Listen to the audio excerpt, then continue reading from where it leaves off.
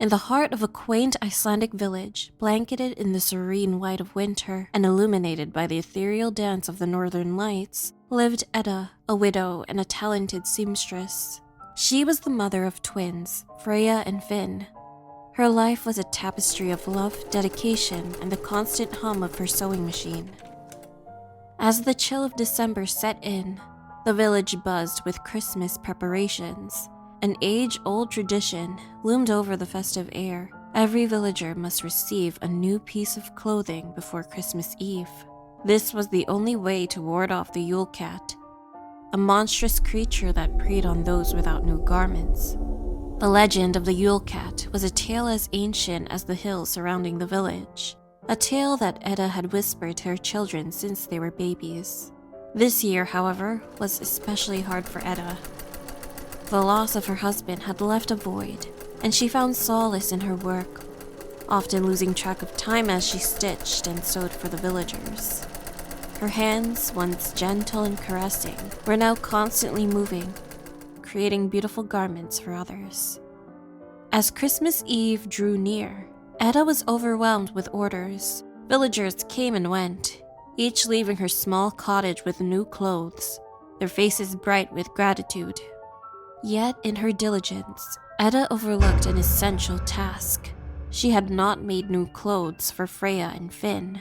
The realization struck her late on the night before Christmas Eve, a wave of dread washing over her as she looked at her children sleeping peacefully, unaware of the danger they were in. Time was against her, but Edda's love for her children fueled a determination that burned fiercely within her.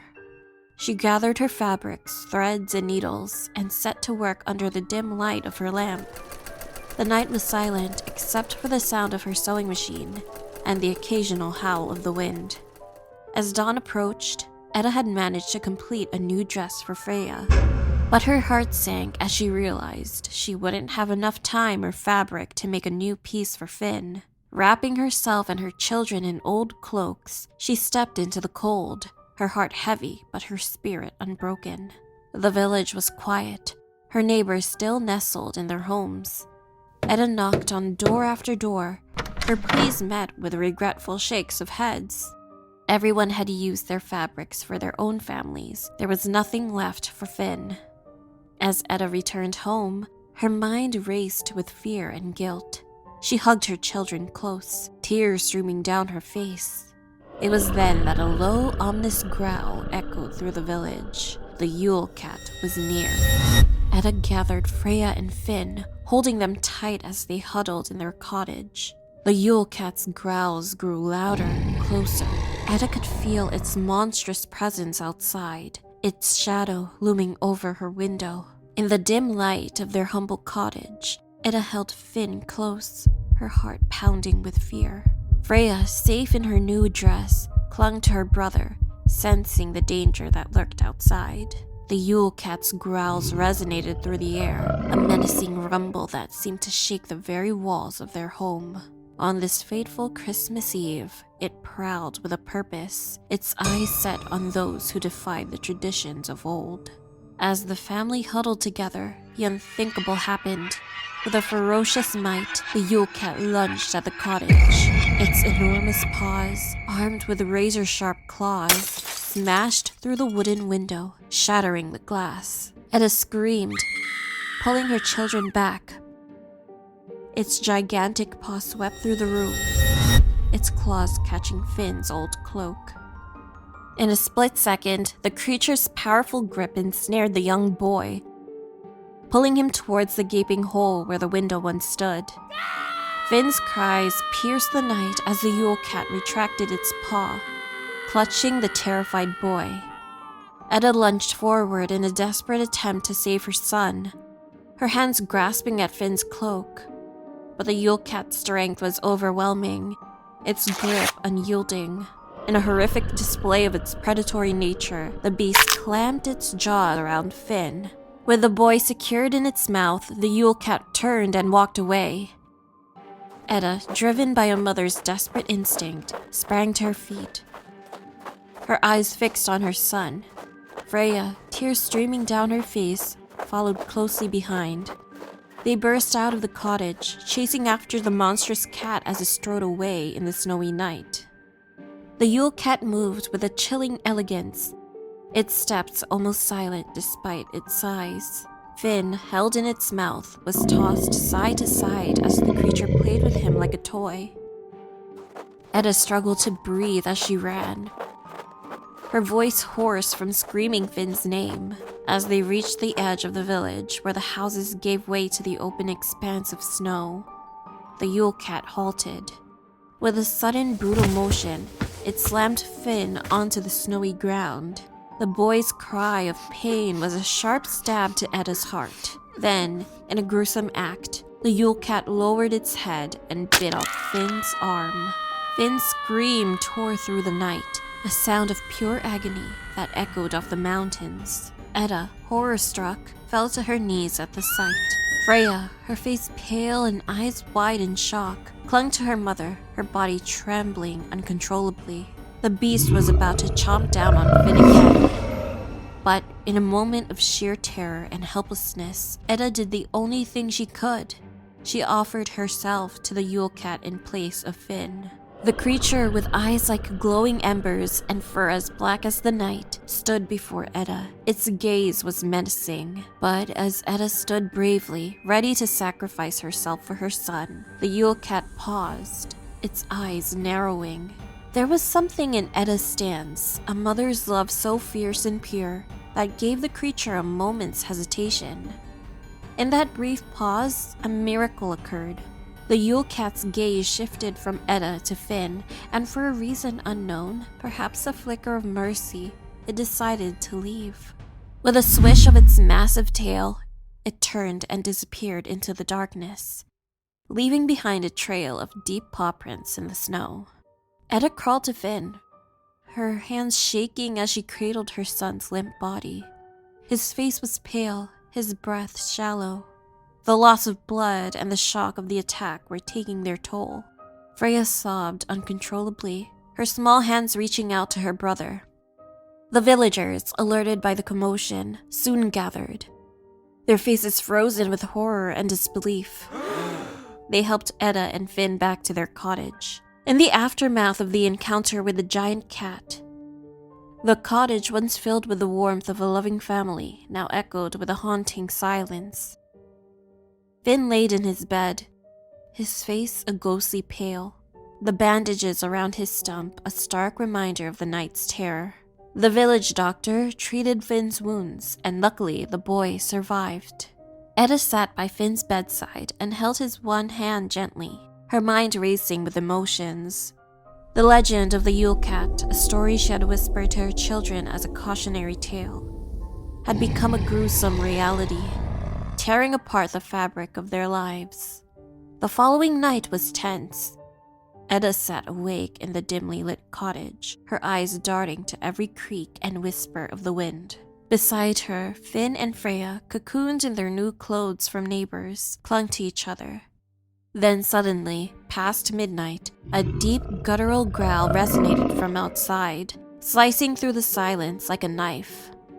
Edda's heart skipped a beat. With trembling hands, she drew back the curtain. There, illuminated by the ghostly moonlight, was the Yule Cat. The creature was inching towards her cottage. Its every step was deliberate, sending a wave of terror through Edda's already racing heart. In a protective instinct, Edda pulled her children closer. Finn's eyes were wide with fear, and Freya buried her face in her mother's side. Outside, the Yule Cat's glowing eyes bore into the cottage. Edda and her children huddled together. They could only wait as they listened to the growls of the Yule Cat. Each guttural sound from the beast was a reminder of the terrifying reality that lurked just beyond their fragile sanctuary. In the trembling candlelight, Edda's eyes never left the door, her gaze fixed as if willing it to hold against the monstrous force outside. As the night deepened, the intensity of the Yule Cat's growls fluctuated. Now a distant rumble, then a threatening crescendo, maintaining a psychological siege on the small family. The night wore on, each minute stretching into an eternity, with the growling of the Yule Cat a constant reminder that their nightmare was far from over.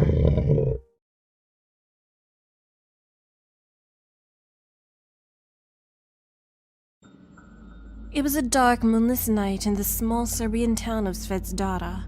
My coworker Anna and I were walking home after a long day and decided to take the shortcut through the alleyway of the cathedral. We hummed a tune to pass the time.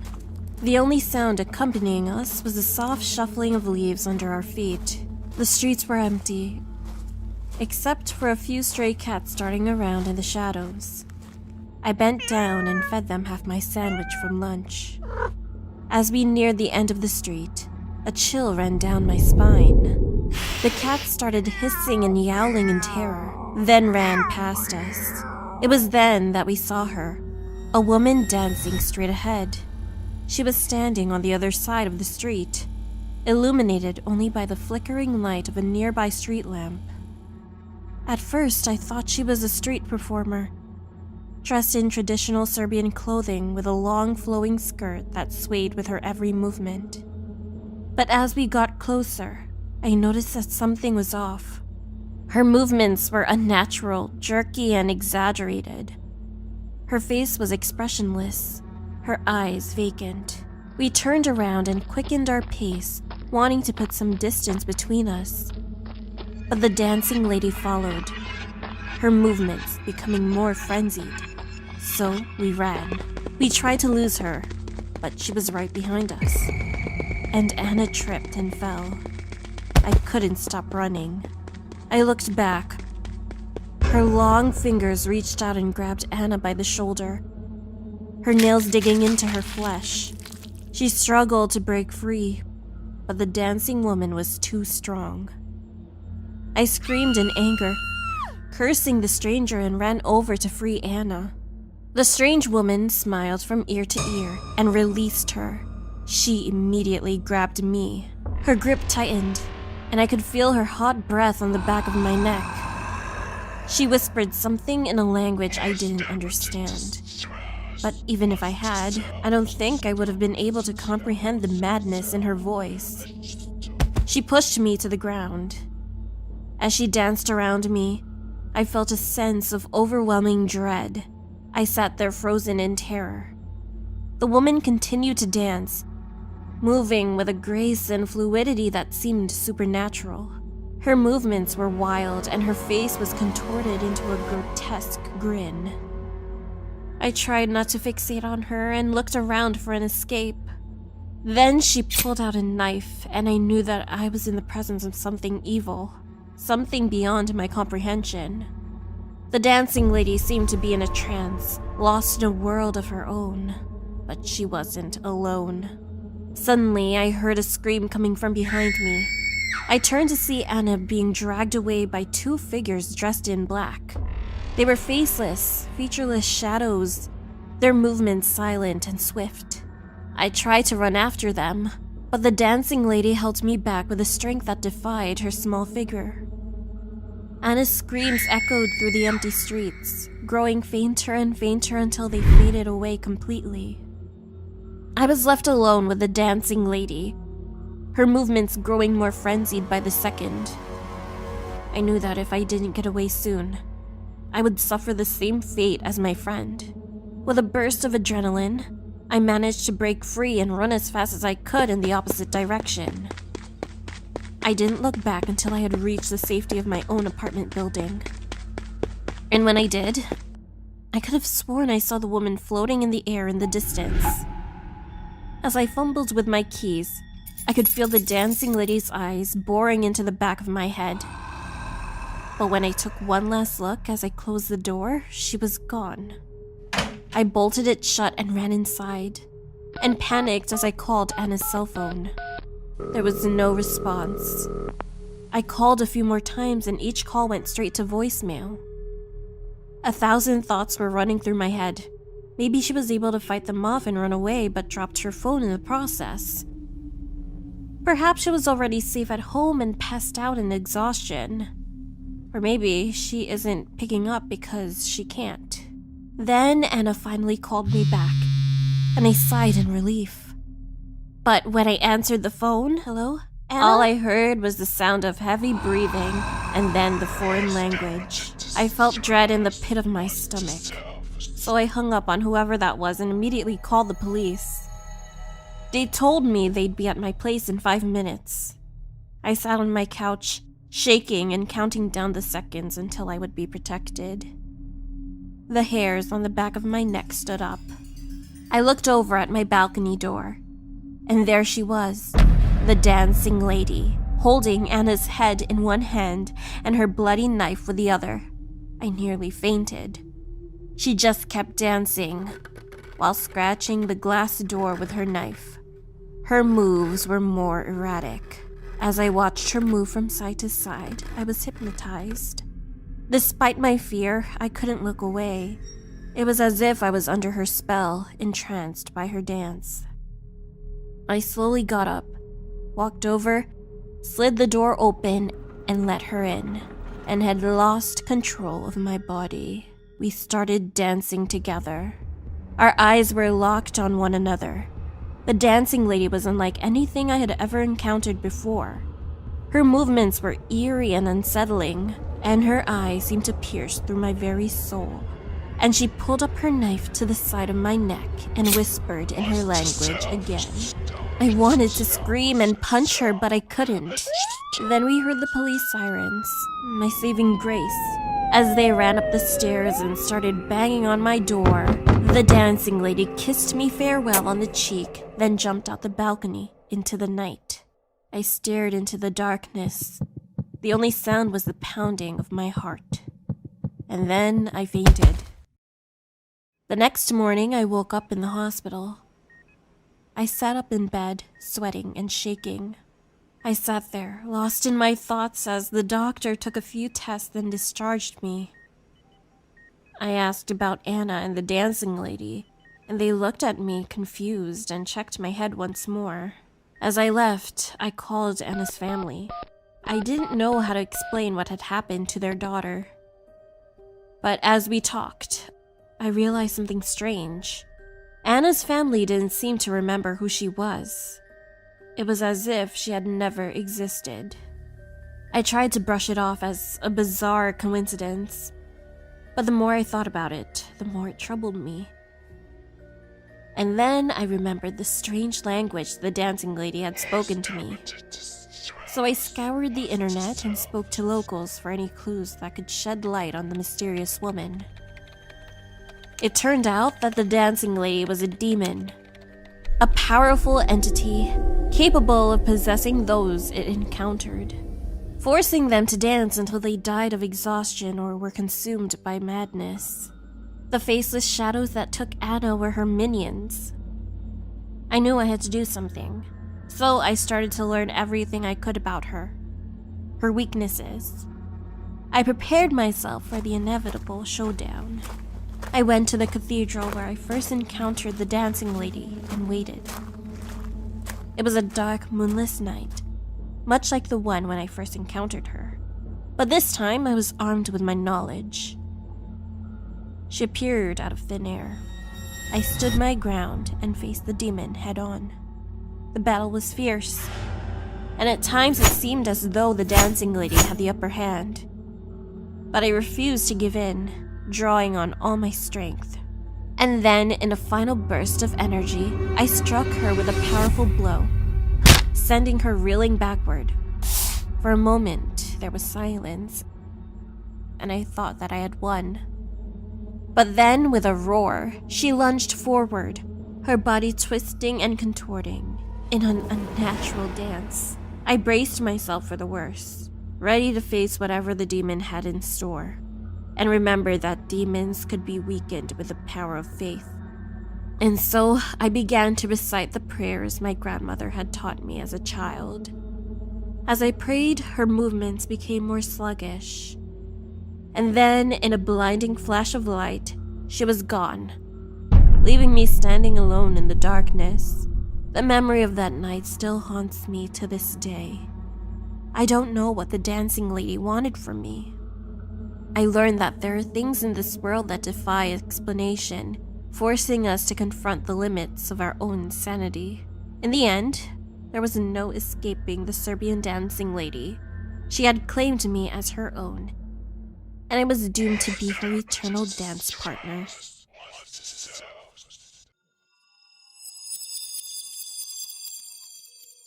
Have you ever felt like you had two stomachs? One for savory foods and one for sweets, and that no matter how much you ate, you could never be full? Well, that's how my daughter felt for most of her life, except one was for regular meals and one was for fresh meat. It wasn't until she finally gave in to her cravings that she finally felt satisfied. Mai and I lived in Tano, a city in Japan known for its beautiful scenery, historical sites, and mysterious beings. We are natives, while my daughter's husband is an American social media influencer who moved to Japan. Even after my daughter got married, I stayed with her because of a very unique condition that kept her hidden even from her own husband. It's a family secret. Our family was cursed for ages. Every few generations, one female in the family became the Futakuchi Onna and had an additional mouth on the back of her head. "Mother, I'm hungry again, but I'm worried I'll put on more weight," Mai said. Mai was staring at herself in the mirror, her long black hair obscuring her face. She took a deep breath and slowly lifted her hair, revealing the second mouth on the back of her head. The mouth was small, but its teeth were sharp and its lips plump, ready to devour food that came its way. She fed it a carrot, but it spit it out in disgust. Why did it have to be my daughter? I hated her condition, hated the way it made her feel like a monster ever since she was young. I would have to wear thick gloves when I brushed her hair, or else it would bite me. Mai had learned to keep it hidden, to suppress her insatiable hunger, which had gotten worse recently. When she was younger, she would just eat twice as much, but now all she craves is meat. Mai was trying to distract herself. She picked up her phone and started scrolling through Instagram. But as she looked through pictures, Mai couldn't help but feel a twinge of jealousy. She saw images of meat dishes, succulent and juicy, and she longed to taste them.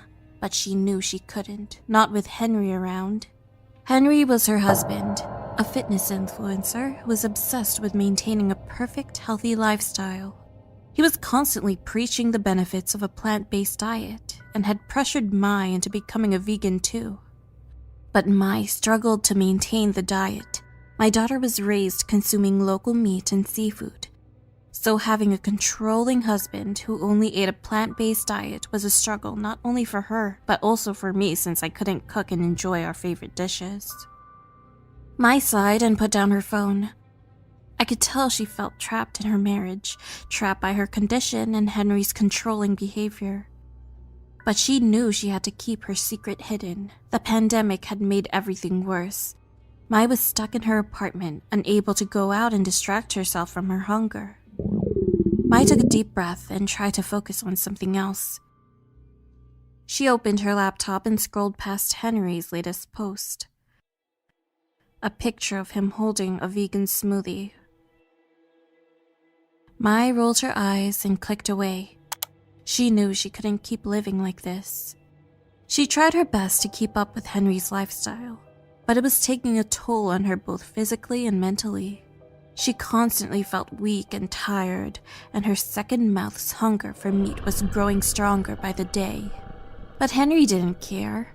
He was convinced that his way of life was the only way, and he would criticize Mai for any slip-ups. He would call her names, make her feel guilty, and even refuse to eat with her if she didn't comply with his strict rules. But the abuse only got worse. Henry would make comments about Mai's weight, would restrict her meals, and would even withhold affection if he didn't get what he wanted. Mai felt like she was walking on eggshells, constantly trying to please him and avoid his wrath. As Henry continued to insult her, Mai felt her rage growing hotter and hotter. And then one day, Mai told me that from the back of her head came a sinister voice urging her to take action. Mai could feel the sharp teeth of her demonic second mouth gnashing in anticipation, urging her to unleash the fury that had been building inside of her for so long. "What does the voice say, Mai?" I asked my daughter. Kill him. Mai shuddered with a mixture of fear and excitement. He deserves it. Make him pay for everything he's done to you. I gasped at what I heard. Mai cried and hid her face from me. My heart sank. Mai claimed she tried to block out the voice, to bury it deep inside her. But the more Henry spoke, the more insistent the voice became. It was as if her demonic second mouth had a mind of its own. Mai felt helpless. I suggested she leave her husband, but she immediately rejected that idea. The pandemic only made things worse. Henry was stuck at home with Mai, and he would take out his frustration on her. He would yell at her for small things and make her clean the apartment for hours on end, while keeping tabs on what she ate. I didn't know what to do. I didn't want to confront my son-in-law for fear that I might be driven away from their house and could no longer help my daughter from the demon on the back of her head. Mai knew she had to find a way out. As her back mouth's hunger for meat grew more substantial, I helped Mai take small bites here and there, trying to satisfy her cravings without Henry noticing. Having a neighbor purchase and deliver meat to us while Henry was asleep. But it was only a matter of time before Henry found out. And when he did, he was furious. He called her a liar, a cheat, and a monster. He said he couldn't believe he had married someone like her, and that he didn't even want to look at her anymore. Mai confessed to me that she felt a surge of anger and desperation. She had to do something, anything, to escape Henry's abuse and control. The angrier he made her, the hungrier she got. The only thing that brought her any sense of relief was the thought of satisfying her hunger. Whenever Henry was filming a video in his studio, I let my daughter eat the meat that the neighbor dropped off. That was the only time I saw Mai calm down. However, it became a major issue when I ran out of money and couldn't get any more for her. Mai's back mouth was like a cruel demon, constantly tormenting her and pressuring her. It drove her to insanity. She was no longer in control of her thoughts or actions, as the demonic voice in her head had taken over. It was as if she was possessed, a vessel for the dark desires of her back mouth. She was constantly fighting with her husband, and they were now sleeping in separate beds, completely avoiding each other. She turned into a monster. Her second mouth only grew larger until it could no longer be hidden by her hair. At this point, I was terrified. I couldn't go near my daughter. Honestly, I was afraid for my life. One morning, my daughter's husband became irritated when he saw that the refrigerator was empty. The Futakuchi Onna took over my daughter in the middle of the night and consumed all the food in the fridge. He was pacing back and forth in the kitchen, his face contorted in a mix of anger and frustration. Where is it? His voice echoing off the walls. Who the hell ate all the food? He started blaming my daughter, but I quickly came to her aid. I ate the food. I'm sorry. His fists clenched even tighter, and he let out a low guttural growl. He looked like he was about to explode with rage. Get out of my house! He shouted at me and punched the fridge. I was so shocked at his reaction and the disrespect. I went to my room to pack my belongings. As I was packing my things, I heard a commotion in the house. When I checked what it was, I saw my daughter arguing with her husband. She was enraged when she found out that her husband told her mother to get out of the house. My son-in-law was adamant and didn't give in to Mai's pleas that he reconsider. Mai was furious. I went back to my room to continue packing my things when I heard a commotion. I heard Henry scream in terror. I rushed to the kitchen and was shocked by what I saw. Henry's body was oozing out blood.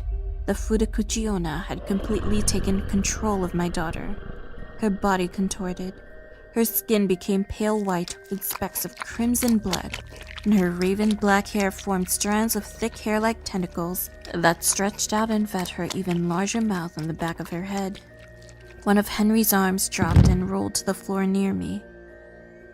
I initially thought of running away and asking for help, but Mai is still my daughter. I also felt Henry deserved his terrible death. I picked up the arm and offered it to the Futakuchi Onna, who got up and ran backwards to get her treat. She licked her lips and devoured his arm, smiling with satisfaction. I promised her that I would do my best to feed her whatever she wanted and thanked her. She saved my daughter from the abuse of her brutal husband and freed her.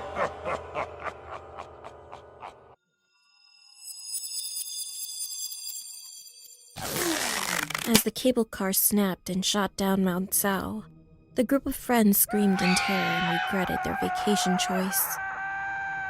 The last thing they saw before the crash were the icy blue eyes of the stranger, staring into their souls and opening her mouth to blow a gust of cool air towards them. Yumi, Aruka, Taro, and Satoshi decided to vacation at a remote ski resort in Mount Sao, infamous for its snow monsters.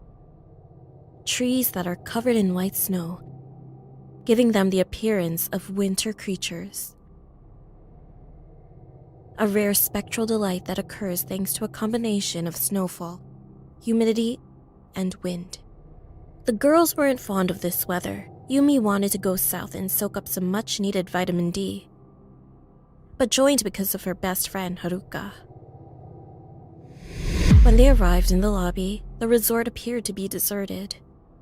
They were staying in a large wooden cabin, but didn't see any other guests. Maybe everyone left before the snowstorm. Haruka dropped her bags and walked towards Yumi with a worried expression. She was starting to regret her decision as well. She only came on this trip to paint the snow-covered trees and monsters. Finally, a woman checked them in. She gave them the keys along with a pamphlet with all the activities the resort had to offer. The group of friends headed to their room, unpacked, and spent some time in front of the fireplace. Their teeth chattered from the frigid cold.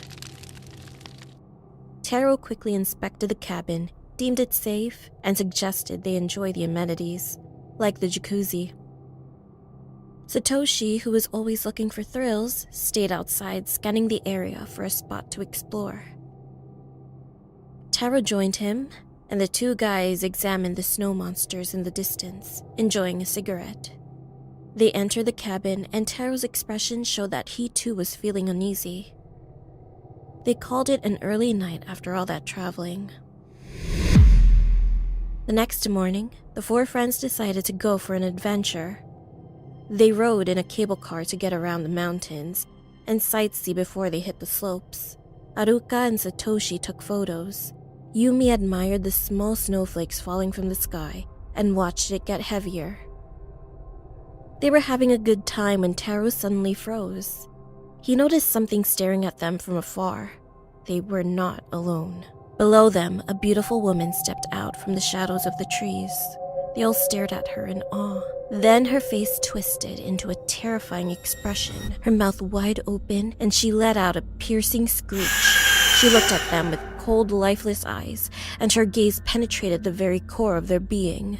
Her long black hair stood out against the stark white snow, and her presence was accompanied by a gust of cold wind that made their skin crawl.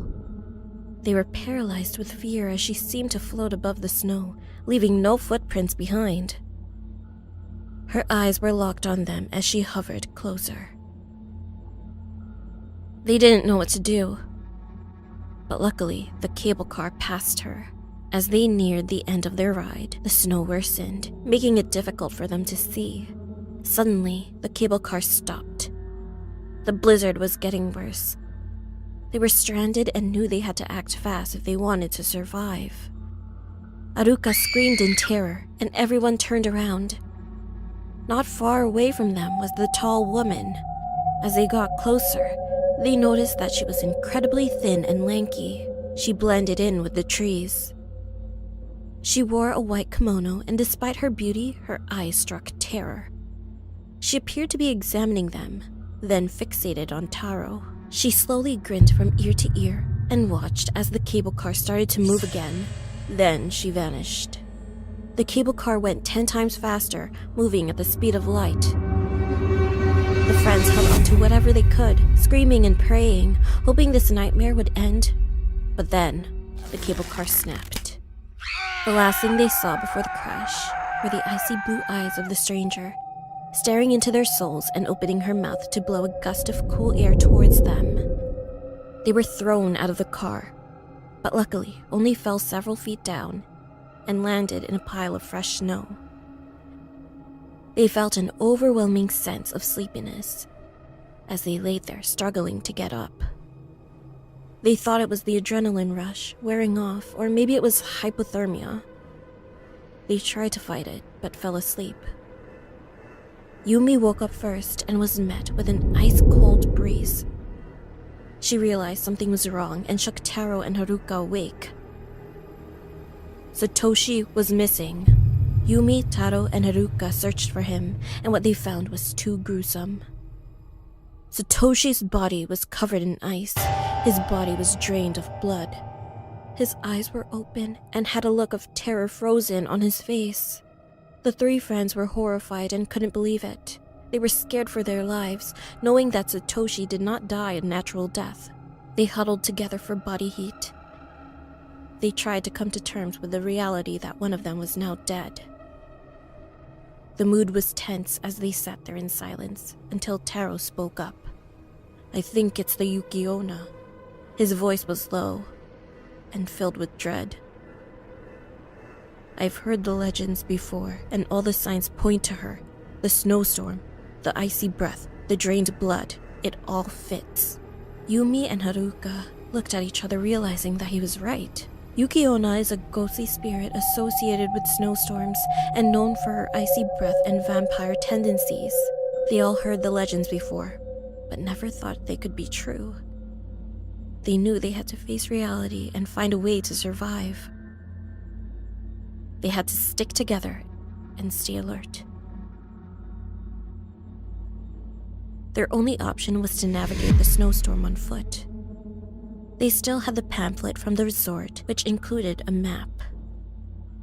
As they soldiered through the snowstorm, they were all on high alert, their hearts pounding with fear.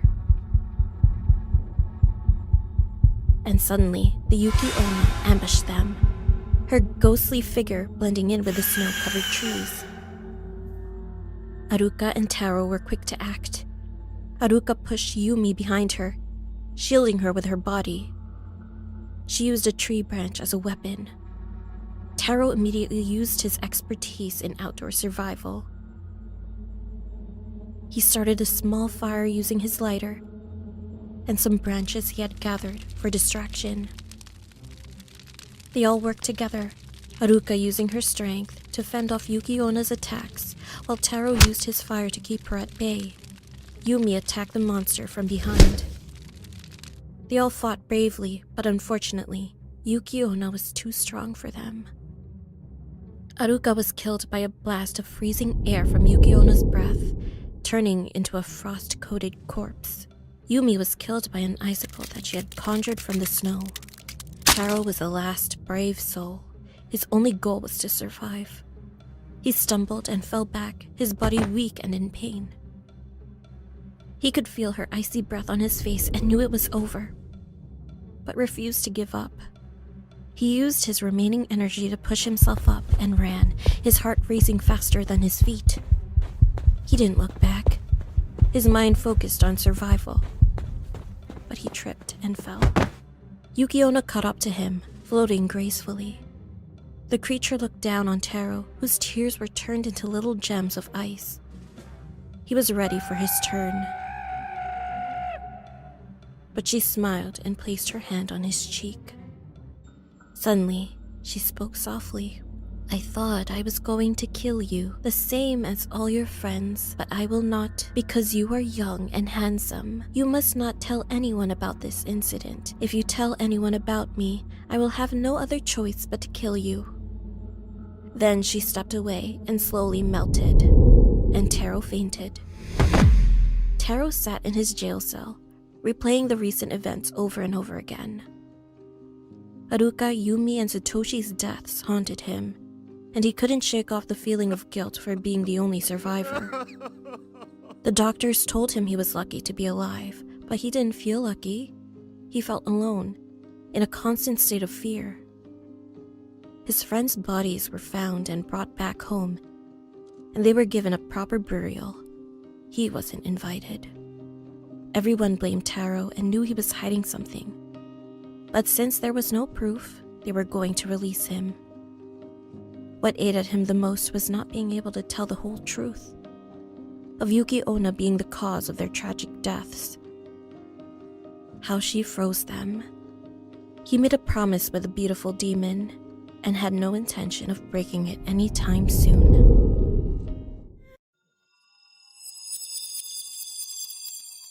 Those who knew Zella in person would agree on a couple of things. She was warm, nurturing, and too good for her own good. What was supposed to be the start of a lifetime together ended too soon in tragedy and blood. The newlyweds, Zella and Dave, were enjoying the last week of their honeymoon. They had been traveling all month long across Southeast Asia, from Boracay in the Philippines to Phuket in Thailand. They were a power couple, balancing each other perfectly. While Dave was more stern, book-smart, and analytical, Zella was more of a free spirit, witty and friendly. The couple was staying at a small resort near the ocean. After breakfast that one morning, Dave went to town to find an extra suitcase for souvenirs, while Zella decided to go for a quick swim and sunbathe. While at the beach, Zella noticed something had washed ashore. She ran to check on it when she realized it was a girl. The girl wasn't breathing, so Zella performed CPR on her and was relieved when she gained consciousness. The young girl was exhausted and covered in feces. She quickly rinsed her with seawater and brought her a sandwich. The girl didn't accept it at first, but eventually took the bread and smelled it. When she noticed there was a piece of grilled pork, she devoured it. While the resort staff weren't looking, Zella snuck the girl into their suite and helped her clean up. She dressed her in one of her shirts and shorts.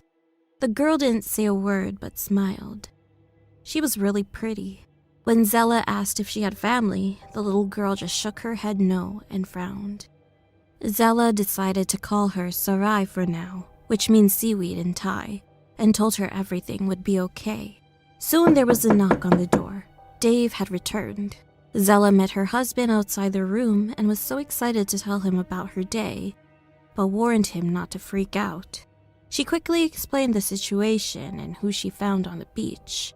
She opened the door to introduce him to Sarai. Sarai just stared at Dave with zero facial expression. Then she rubbed her stomach as it started to growl. Dave brought back some lunch and gave it to the girl, who devoured it quickly. After their meal, Zella fell asleep on the couch while Sarai hugged her. Dave was surprised to see Sarai's head resting on her belly like a daughter embracing her mother. When Zella woke up, she pleaded with him to let the girl stay with them and said that she felt a special bond with her, that this could be good practice for them as they wanted to start a family soon. Dave saw Sarai watching them from the corner of the room. She seemed sweet and innocent. He was convinced and agreed to let her stay with them until they could gather more information on her and her family. He had some hesitations, but didn't want to spoil their last week of vacation. That night, Dave overheard loud noises coming from outside their window. It sounded like someone was trying to break in. Zella and Dave went to the living room to check on Sarai, but the girl was gone. As they searched the suite for intruders and looked for their missing guest, Dave instructed his wife to lock herself in the bedroom. Zella was worried about Sarai, but it was almost midnight. She felt some discomfort in her stomach and agreed to go to bed. Dave felt some suspicion, but didn't want to upset his wife, so he locked their room and laid in bed beside her. He wasn't able to sleep that night as he thought about how Zella found the girl on the beach. He promised himself that he would take care of his wife. He started dozing off and closed his eyes. Then he heard a high-pitched noise and swooshing sounds coming from outside. Dave left the suite to investigate the cause of it. When he approached a cluster of banana trees, he saw a head floating in the air. Underneath, his wife was covered in blood. Her belly was ripped open. Dave screamed, and his wife woke him up. It was only a nightmare. Dave looked at her belly and cuddled her. They heard the sound of roosters, indicating it was already morning. But that was accompanied by wailing. They ran outside and found a woman crying. She found her 3-year-old son dead and half-eaten in his room. It seemed that the boy was devoured by a dangerous animal who feasted on his internal organs. The news spread so fast that policemen surrounded the area. Dave told Zella to be careful, but she was still worried about Sarai and wondered where she went. The next day, Zella was back to her normal, happy self. She wanted to prepare a home-cooked meal. She also wanted to have a serious talk with her husband. So they headed to the market to find ingredients to make a curry. After purchasing a few items, they found the girl wandering around, eating garbage. Her shirt was covered in dirt and meat juice. Zella ran to her and asked where she went last night. They embraced, and she guided her back to the resort. Dave wanted to protest, but saw how much his wife loved Sarai. He looked at the little girl, and she smiled at him. The smile captured his heart, but he still had some doubts. That night, Dave volunteered to join the neighborhood watch to help find the culprit that killed the woman's son. He was only gone for an hour, and Zella was having a movie night with Sarai. They roamed around town, but didn't hear or see anything out of the ordinary, so they decided to go back home. Then Dave heard the same high-pitched sound and swooshing from outside their suite. It was followed by thudding sounds and glass shattering. He opened the door, went to their bedroom, and was shocked by what he saw. Zella's belly was ripped open, and she was dead, and the window was broken.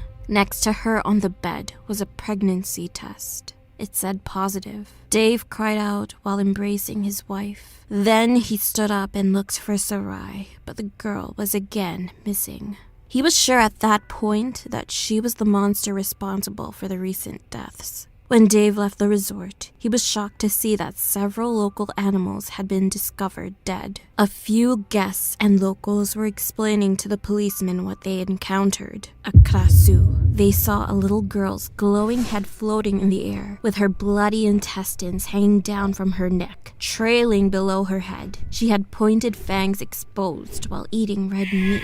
They decided to unite in making tools like bamboo spears and gathered machetes. Some even brought rifles to catch the creature. The whole town was now in a frenzy, trying to find the local girl who they suspected of committing these heinous crimes.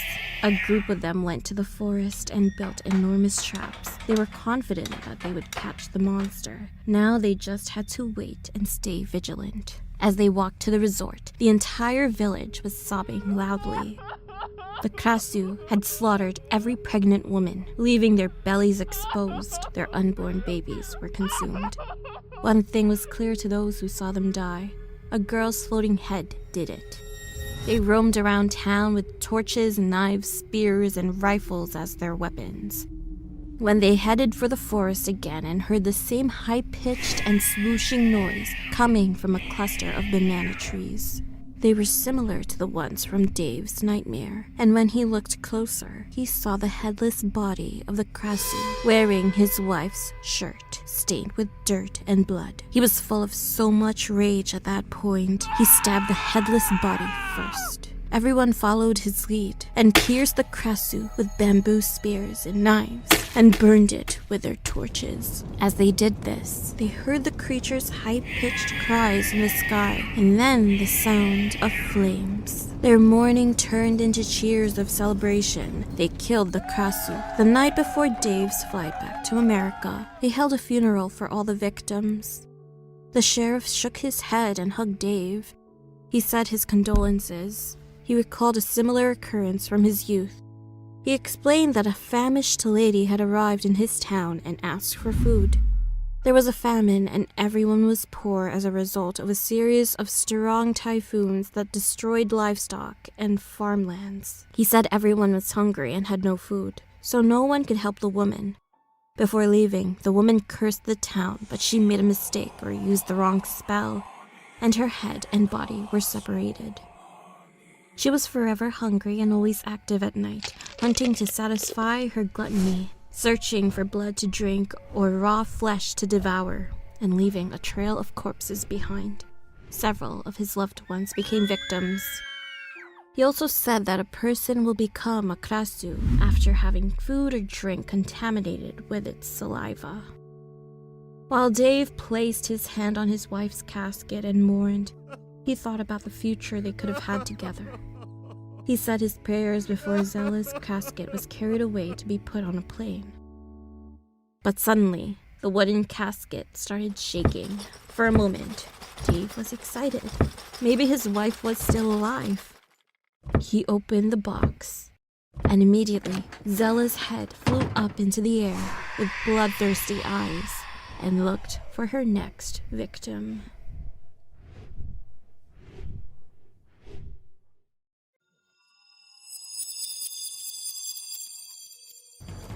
Mang Ido was a hunter who frequented the Palawan rainforests. That night wasn't so different from the others he spent stalking wild pigs. Except this time he crossed a forbidden area elders cautioned every kid not to venture into. But he wasn't a kid anymore. And besides, since most of the other hunters avoided the area, it was most certainly crawling with animals to catch. He was slowly going down a trail when he heard a tree branch snap. He stopped and held his breath. He scanned the area for creatures heavy enough to snap a branch, but nothing. He resumed walking, cautiously looking above the trees when he heard another tree branch break on his right. Just like before, he stopped and observed. That's when he saw smoke coming from the top of a large acacia tree. Mang Ido was horrified to see a giant creature towering over him, smoking a cigar. He fell as he tried to leave the area.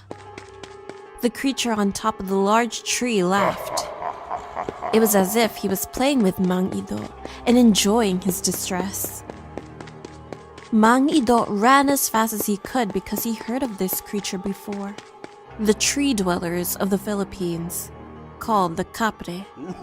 They are one of the spirits ancestors warned them about. Mang Ido kept running, and he was found dead that morning by men hunting around the area.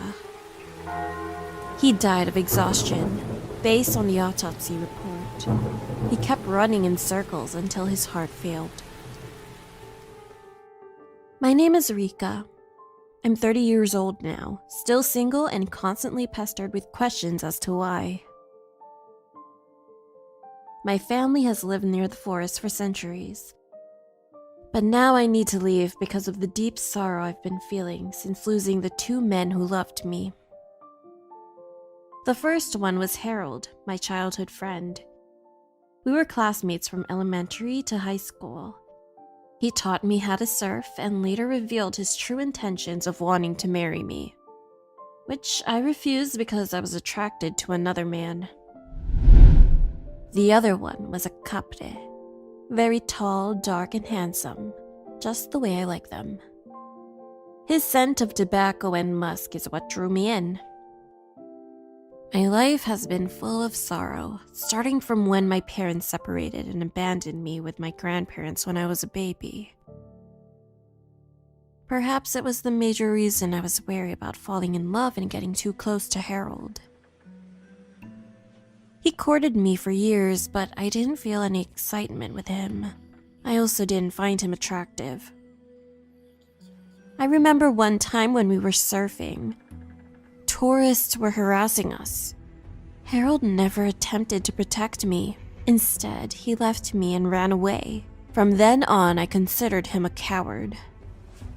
But my worst sorrow happened when my grandparents were murdered by two drunk men. They went to our house and asked for money to buy more liquor. They were both unarmed, but when my grandfather tried to scare them using his jungle bolo, they were able to take it from him and then struck him in the head. Blood splattered everywhere. He fell to the ground as my grandmother faced the men and begged them to leave. The man holding the bolo also hit my grandmother in the head. They were about to leave when one of them was thrown against a tree and pinned there with a small tree branch.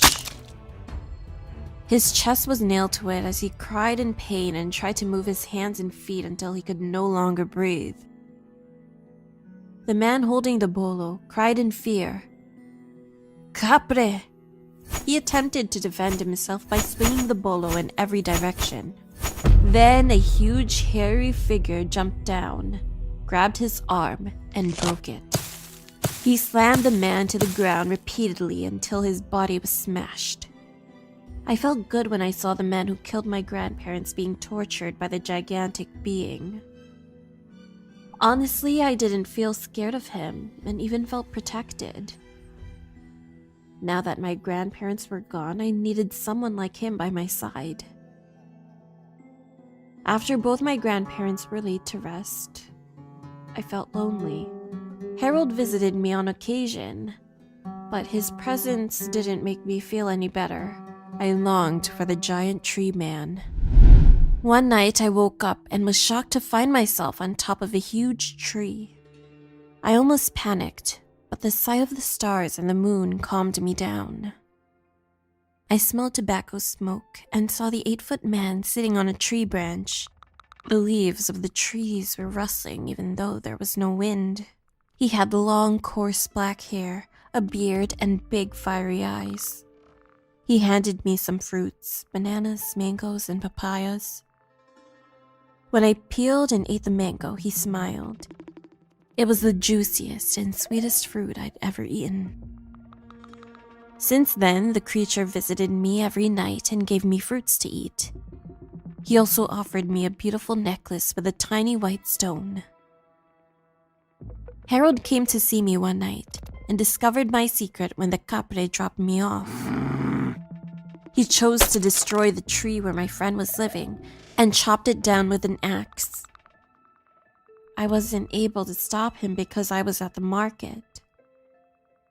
When I returned, the tree was already chopped down.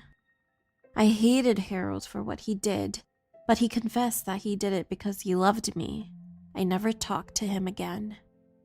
Harold returned one night, drunk. He was depressed because of what had happened between us. I told him that I didn't want to see him anymore. He yelled at me, stating that he was willing to die for me and fight the Kapre. The tree leaves started rustling, and I smelled tobacco. My heart jumped because I knew that the Kapre came to punish Harold for cutting down the tree. For the first time, Harold wasn't a coward. Maybe he realized that this night was his final shot at winning my love. He suddenly brought out a jungle bolo similar to that of my grandfather's. "Come on!" Harold looked around as he shouted.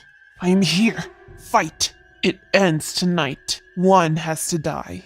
He slashed his bolo around the air.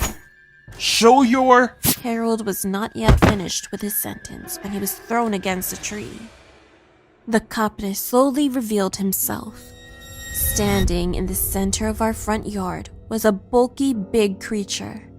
His skin was emitting a sulfur-like scent. His eyes were red. The creature was furious and threw his oversized cigar at Harold. Harold fell to the ground. He cried from the sharp pain but ignored it and looked for his bolo. His right hand grabbed the weapon on the ground and raised it above his head. Harold was determined to kill the Kapre. He lunged forward as he slashed his sword in the air. The Kapre grabbed Harold's hand and tore it off. Harold cried in pain and was shook. He was about to shout when the Kapre finished him off by twisting his head and severing it from his neck. The events were so quick that I wasn't able to interfere. The Kapre sighed and lit up his cigar. I felt pity for Harold, whose death was because of me. I cried because I lost my childhood friend. The Kapre walked over, took one last look at Harold, and blew smoke onto his body, burning it into ashes. The Kapre then looked at me and asked me to come with him to his domain. I knew that this was a one-way trip. Once I left with him, I could never come back. Because of this, I refused and told him I needed space. The Kapre left me all alone with what remained of my friend.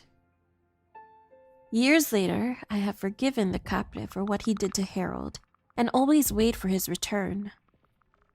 But he never did. I'm now sure that I'm willing to go with him and leave this world forever.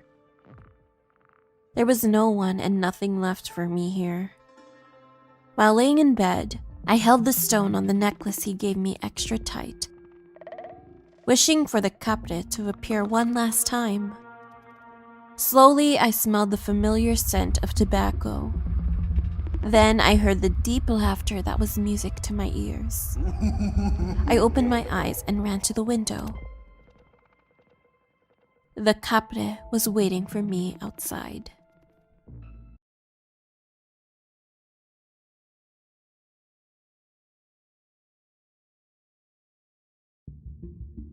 The sun was beginning to set, casting an ethereal glow over the streets of Maebashi. I found myself wandering through the quiet town, my heart heavy with uncertainty. The weight of my financial struggles and lack of meaningful connections was too much to bear. I was feeling lost, lonely, and regretting my choices. As I continued my nightly stroll, it started to rain. How fitting.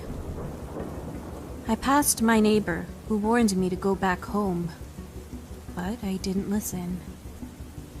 Rumors of the Nure Onna, a creature said to prey on unsuspecting souls, filled the air, instilling fear in the hearts of the locals, including him.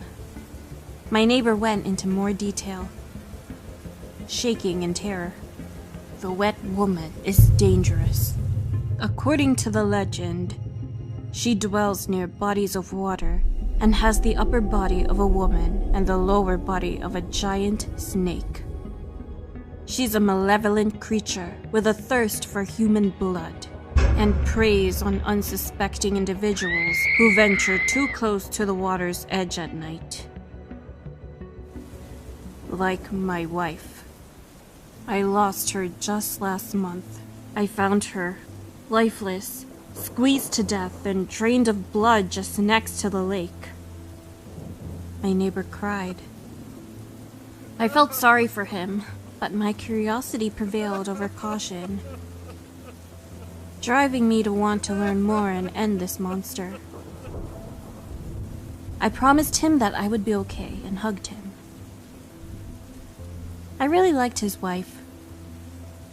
My family was long gone, so I used to visit their restaurant and chat with her as if she were a mother. Late at night, as the streets lay deserted, I approached the tranquil shores of Lake Onuma. The whispers of the legend tugged at my imagination, urging me to seek answers amidst the darkness. It was as if an invisible hand guided my steps.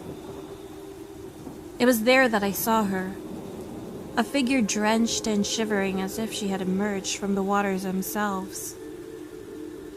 Her rosy cheeks were stained with tears. She appeared vulnerable.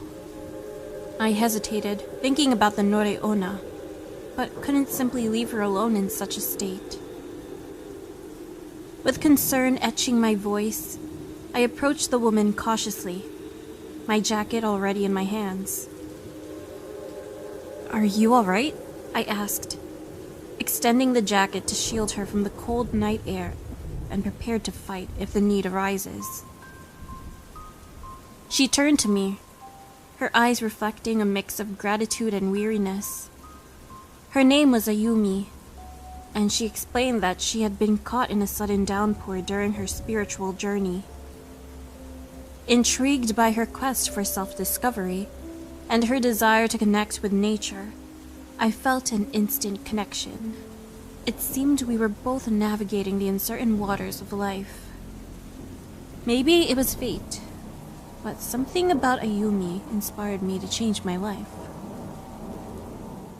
Days turned into weeks, and Ayumi and I forged a deep friendship. We spent hours together, discussing our dreams, fears, and aspirations. I feel like no one ever sees me for who I truly am deep inside. I confided in Ayumi about my quarter-life crisis, finding solace in her understanding. Ayumi, in turn, shared her spiritual journey, seeking guidance from the natural world around her. One night, Ayumi invited me to join her in a unique bathing ritual at Lake Anuma. Excitement and curiosity mingled within me as I agreed to embark on this adventure. Eager to explore Ayumi's spiritual practices, but I was also cautious. "How about the Nure Onna?" I asked. "Everyone's been saying she transforms into her half-snake, half-human form at night." "Those are just rumors. Believe me, I wouldn't put your life at risk." Together we arrived at the lake. The moon's soft glow danced upon the water's surface, casting an enchanting spell. Yet a sense of unease tugged at my heart, causing my steps to falter. A foreboding chill crept up my spine, and I knew this was a bad idea. "I'm not sure about this," I admitted, my voice wavering. The idea of plunging into the unknown unsettled me, awakening a fear I couldn't fully articulate. Ayumi's eyes narrowed, her expression shifting from patience to frustration. "Asuka, you need to do this, or else," she snapped, her voice laced with a sharp edge. Taken aback by her sudden anger, I stumbled over my words. I'm serious. It's just, I have this fear of deep water. I don't think it's safe here." Ayumi's face twisted with disdain, her words spewing forth like venom. "Fear? You're letting fear control you? How can you be so incompetent? We're here to connect with the spirits, to embrace our true selves. But you, Asuka? You're holding us back." Her harsh words pierced my heart, the weight of her disappointment crushing me. I had hoped for understanding, for support, but instead, I found myself the target of her anger, amplifying my fear of the unknown. Ayumi's eyes flashed with impatience. "You just keep making excuses, like always," she sneered. "Go in now, before I throw you in." Her words wounded me deeply. I had thought our friendship was built on empathy and understanding. But now it felt like Ayumi had transformed into someone unrecognizable. A monster. The warmth and kindness that had drawn me to her were replaced by bitterness and aggression. Our voices rose, the argument escalating in the moonlit night. Ayumi's face twisted into a snarl, her anger unrestrained. "You don't know what's good for you, Asuka," she spat. "You're weak, just like everyone else." The venom in her words struck deep, but something within me shifted. In a moment of frustration, I had enough. The truth burst forth from within me. But really, I started spewing venom at Ayumi until she was paralyzed. And once again, I lost control. My eyes glowed with a coldness that sent shivers down her spine. I shed my human guise, revealing my serpent-like form. My upper half was perfectly human, but my lower half was all snake with green scaly skin glistening in the moonlight. The shock and horror that washed over Ayumi's face pierced my heart for a second. "Why?" she whispered, her voice trembling with a mix of sorrow and disbelief. I spoke, my voice dripping with cold indifference. "I tried to find solace in our connection, but you're rude. I guess my destiny is to remain a monster." With a heavy heart, I lunged forward. ensnaring Ayumi within the lethal embrace of my long tongue and decapitating her head. Then I used my tail to strangle what was left of her. I blacked out. All I remembered were her cries echoing through the night, decrescendoing into silence. The lake bore witness to the tragic end of our friendship. Its once serene surface stained by the darkness that consumed Ayumi's essence. I sighed. Another one bites the dust. I slithered back into the depths of the lake, now carrying the weight of regret and sorrow. The legend of the Nure Onna would forever be entwined with my own story. A reminder that even the most innocent connections can be tainted by the darkness within. Ayumi, a victim of my true nature, became a tragic figure in the tale, a casualty of the monster I was destined to be.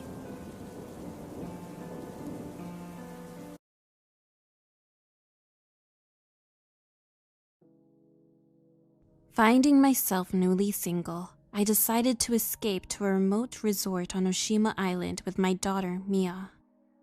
The melancholy beauty of the island offered a tranquil refuge from the recent upheaval of our lives.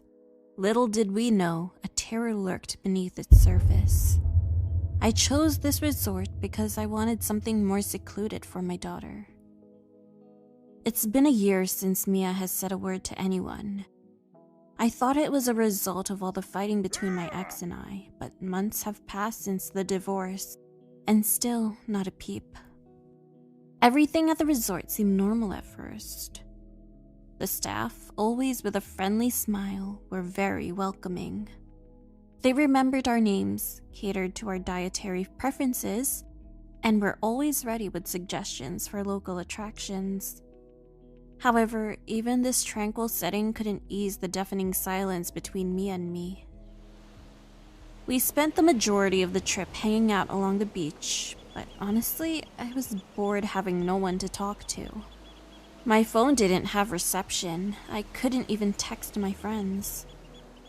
So I focused on spending quality time with Mia, watching movies, playing board games, and playing near the water. I would do anything for my daughter to feel comfortable talking to me again. One rainy afternoon, we were in the resort's communal room after breakfast.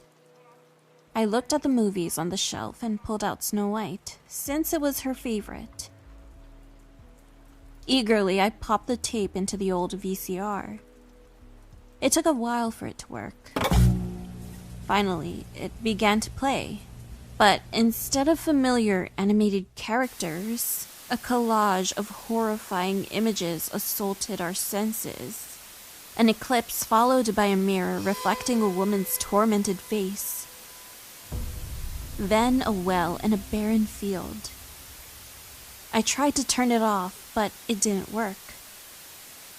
Mia's hand clenched mine as she shivered in fear. That's when my cell phone buzzed to life, startling me. Seeing an incoming call, I picked it up, only to hear an ominous voice on the other line, echoing the same words as Mia. 7 days. The person on the other line immediately hung up. I was confused and terrified at the same time. I had watched the movie Ring a few times to be paranoid.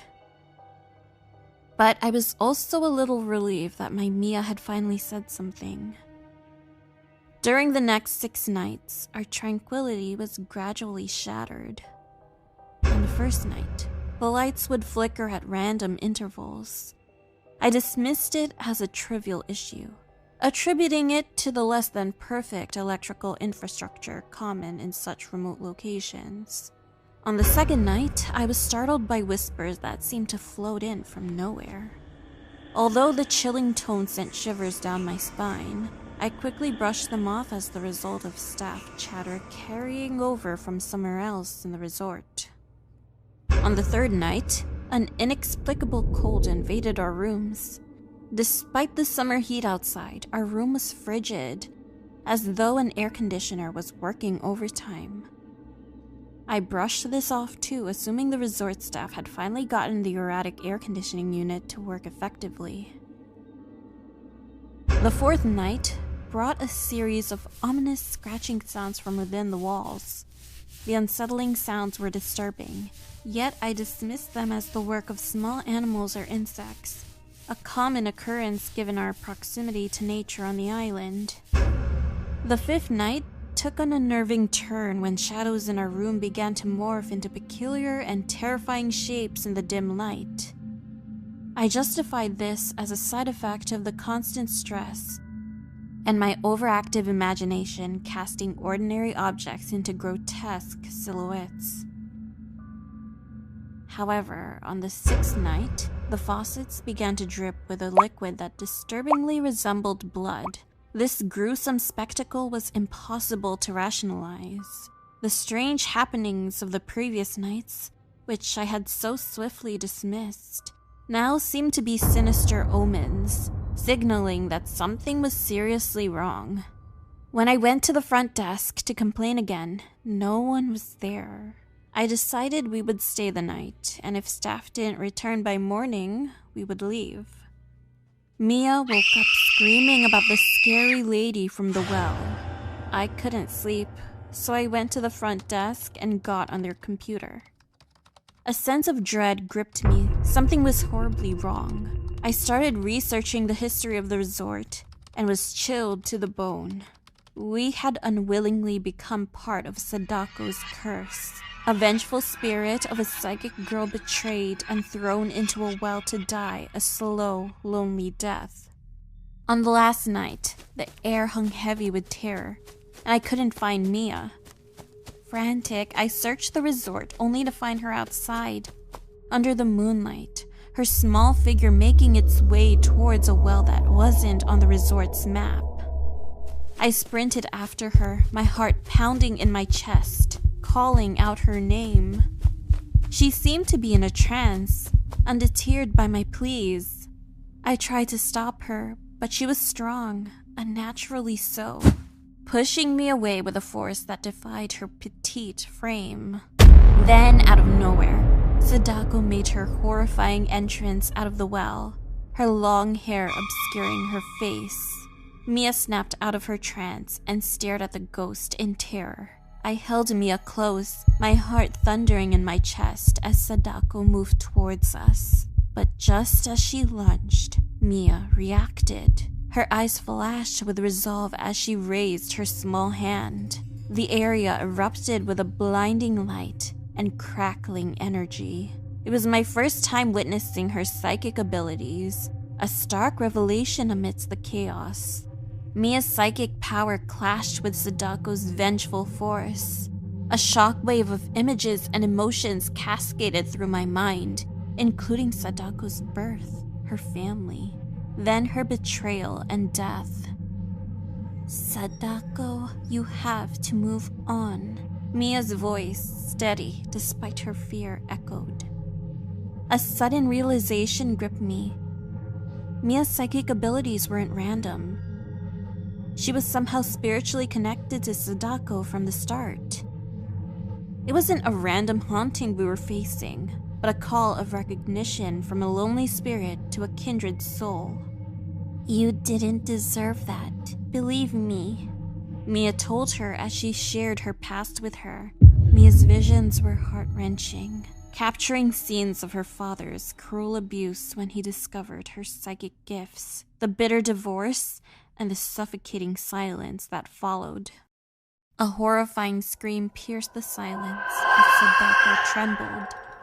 Then, as if devoured by the darkness, she vanished, leaving an almost deafening silence behind.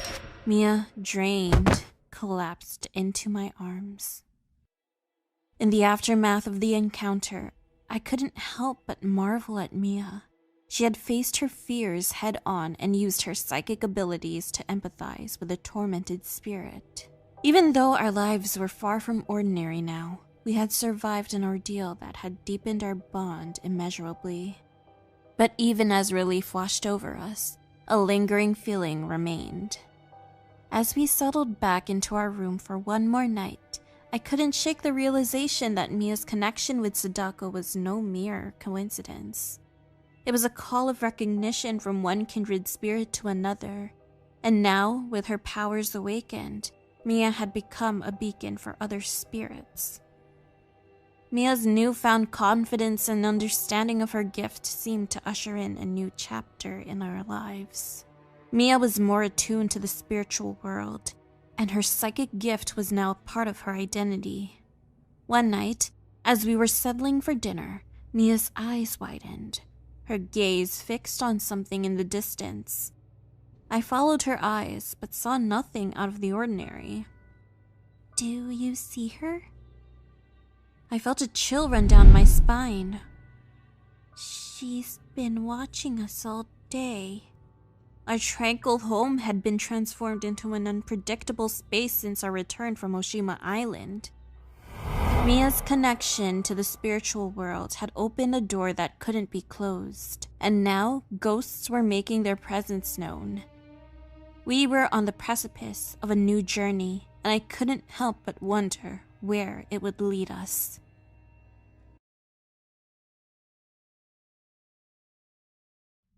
And here is the cursed house. The tour guide's voice was a haunting whisper that cut through the cold Halloween night. She stood before the group of tourists, her eyes filled with dread as she gazed upon the foreboding mansion.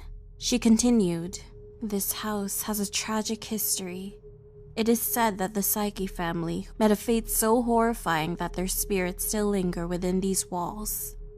Takio, the husband, was consumed by jealousy and rage, leading to a horrifying act of violence that shattered this household.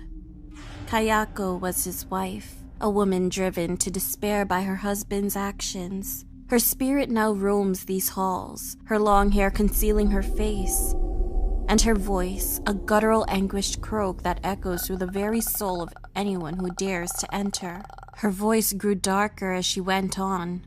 Their young son, Toshio, was innocent in all of this, but he too met a tragic fate. His ghostly form can be seen playing with their pet cat." She pulled up a photo of the family on her phone. Mar, the family cat, was also a victim of this curse. Its spirit is said to lead those who enter this place deeper into the horrors that lie within. As she recounted the dark tales of the house and its cursed inhabitants, the group felt a chill run down their spines as they learned more.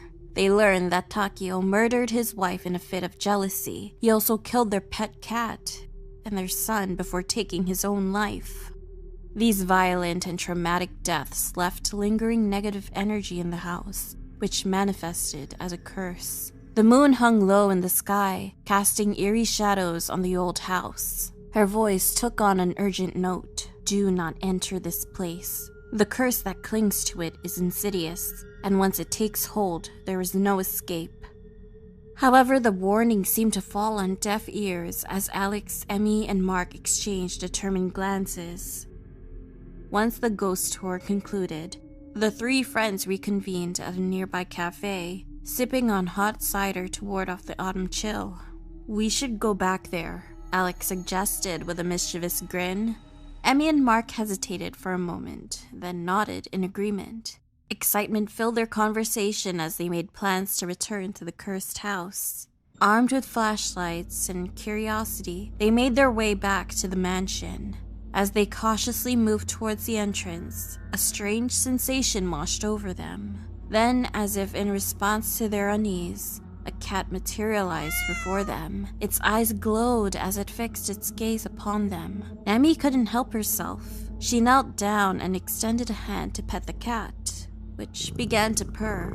The friends exchanged fearful glances but pressed on. The cat led them through the front door of the house, its eerie meows guiding their path through the dimly lit hall.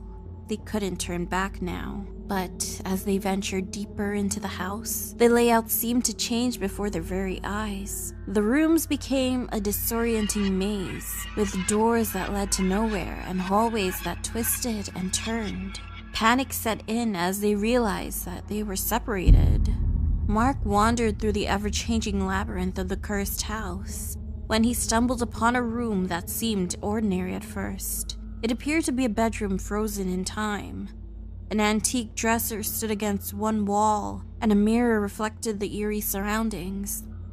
However, as Mark stepped further into the room, he felt the floor beneath him give way, and he tumbled into darkness. With a jolt, he landed on the cold, damp ground, gasping for air. To his horror, he found himself in a narrow subterranean chamber, partially submerged in murky water. Panic surged through him as he realized that he was trapped in a hidden basement that had remained concealed for years. The water seemed to have a presence of its own, its surface rippling ominously. Mark's heart raced as he struggled to maintain his composure, his flashlight casting eerie shadows on the water's surface. Suddenly, the room changed. The walls seemed to close in around him, and the water level began to rise steadily. Fear coursed through him as he realized that escape was impossible. He hammered on the damp, cold walls, desperately searching for a way out. It was then that he heard it, the faint, eerie giggle of a child. The atmosphere grew even colder as the water in the room began to ripple and churn. Slowly from the depths of the murky water, a pale, ghostly form emerged. Toshio, the vengeful child of the Psyche family, materialized before him. An unsettling grin played upon his lips. The room's oppressive darkness closed in around them, and Mark, paralyzed by terror, watched as Toshio glided toward him. His mouth opened, and Mark could see an unnatural darkness within. Then, with an eerie and unsettling sound, black liquid oozed from Toshio's mouth, staining the water around him. Instead of words, he emitted a haunting meow, reminiscent of a tortured cat. Mark's trembling hand extended toward Toshio, but before he could react, Toshio's fingers brushed against his, sending a paralyzing chill through his entire being. The water seemed to obey Toshio's will. It continued to rise, submerging Mark as he struggled to breathe, his vision growing hazy until he couldn't fight it any longer. Mark's desperate gasps for air were drowned out by the haunting laughter of Toshio. In another part of the house, Emmy unknowingly entered a room that held a sinister secret. The air grew icy cold, and the lights flickered ominously. Shadows danced on the walls, revealing a cursed shrine adorned with photographs of the Psyche family. There was Takio, his face twisted with jealousy and rage, and Kayako, her eyes filled with anguish. Toshio, the young son, stared with an innocence. A chill ran down her spine. To her horror, their expressions seemed to change before her eyes. They grinned, their eyes dark. As she tried to tear her eyes away from the photographs, Kayako's voice began echoing through the room. It was a guttural, anguished croak that seemed to echo from all directions. Terrified, Emmy stumbled backward. As she rushed towards the door, her heart raced. She reached the hallway, gasping for air, and her eyes fell upon an attic door. It was partially open. Before she could think twice, a figure emerged from the other side. A ghostly, disheveled woman with long, matted black hair obscuring her face. Her eyes gleamed with malevolence as she moved towards Emmy, her joints cracking, her body twisted and contorted in ways no living being should. It was Kayako. Emmy tried to flee, but there was no exit. Kayako's hand reached out, grasping her ankle with supernatural strength. Emmy's scream of agony pierced the air as she was dragged into the clutches of the malevolent spirit. As Emmy's scream of agony pierced the air, Kayako's hair shifted, parting to reveal her contorted face. Her eyes gleamed with malevolence as she pulled Emmy closer. Emmy's world descended into darkness as Kayako's grasp snuffed out her life, her anguished voice echoing through the cursed room. The cursed house had claimed yet another victim. Amid the horrors that enveloped them, only one of the friends, Alex, managed to escape the clutches of the cursed house. Initially, he found himself trapped in one of its darkest rooms, paralyzed and helpless. The anguished screams of his friends reverberated through the halls, tormenting his senses. Within that room, the vengeful spirit of Takeo himself held him in a paralyzing grip, forcing him to bear witness to the torment of his friends. The haunting laughter of the ghost filled the room as it relished in their suffering. Alex's body remained immobile, his heart heavy with dread as he listened. But then, Alex managed to break free from the entity's grip.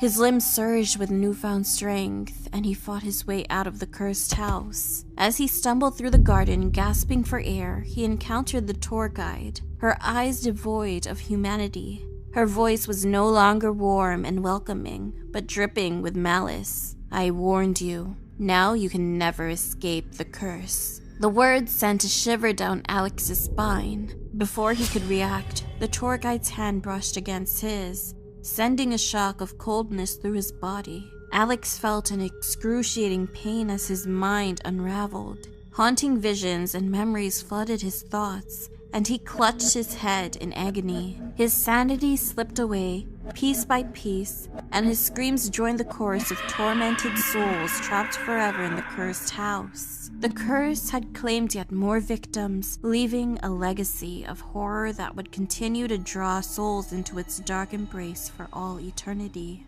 Alex would forever bear the scars of that fateful Halloween night, driven mad by the malevolence that clung to him like a shadow.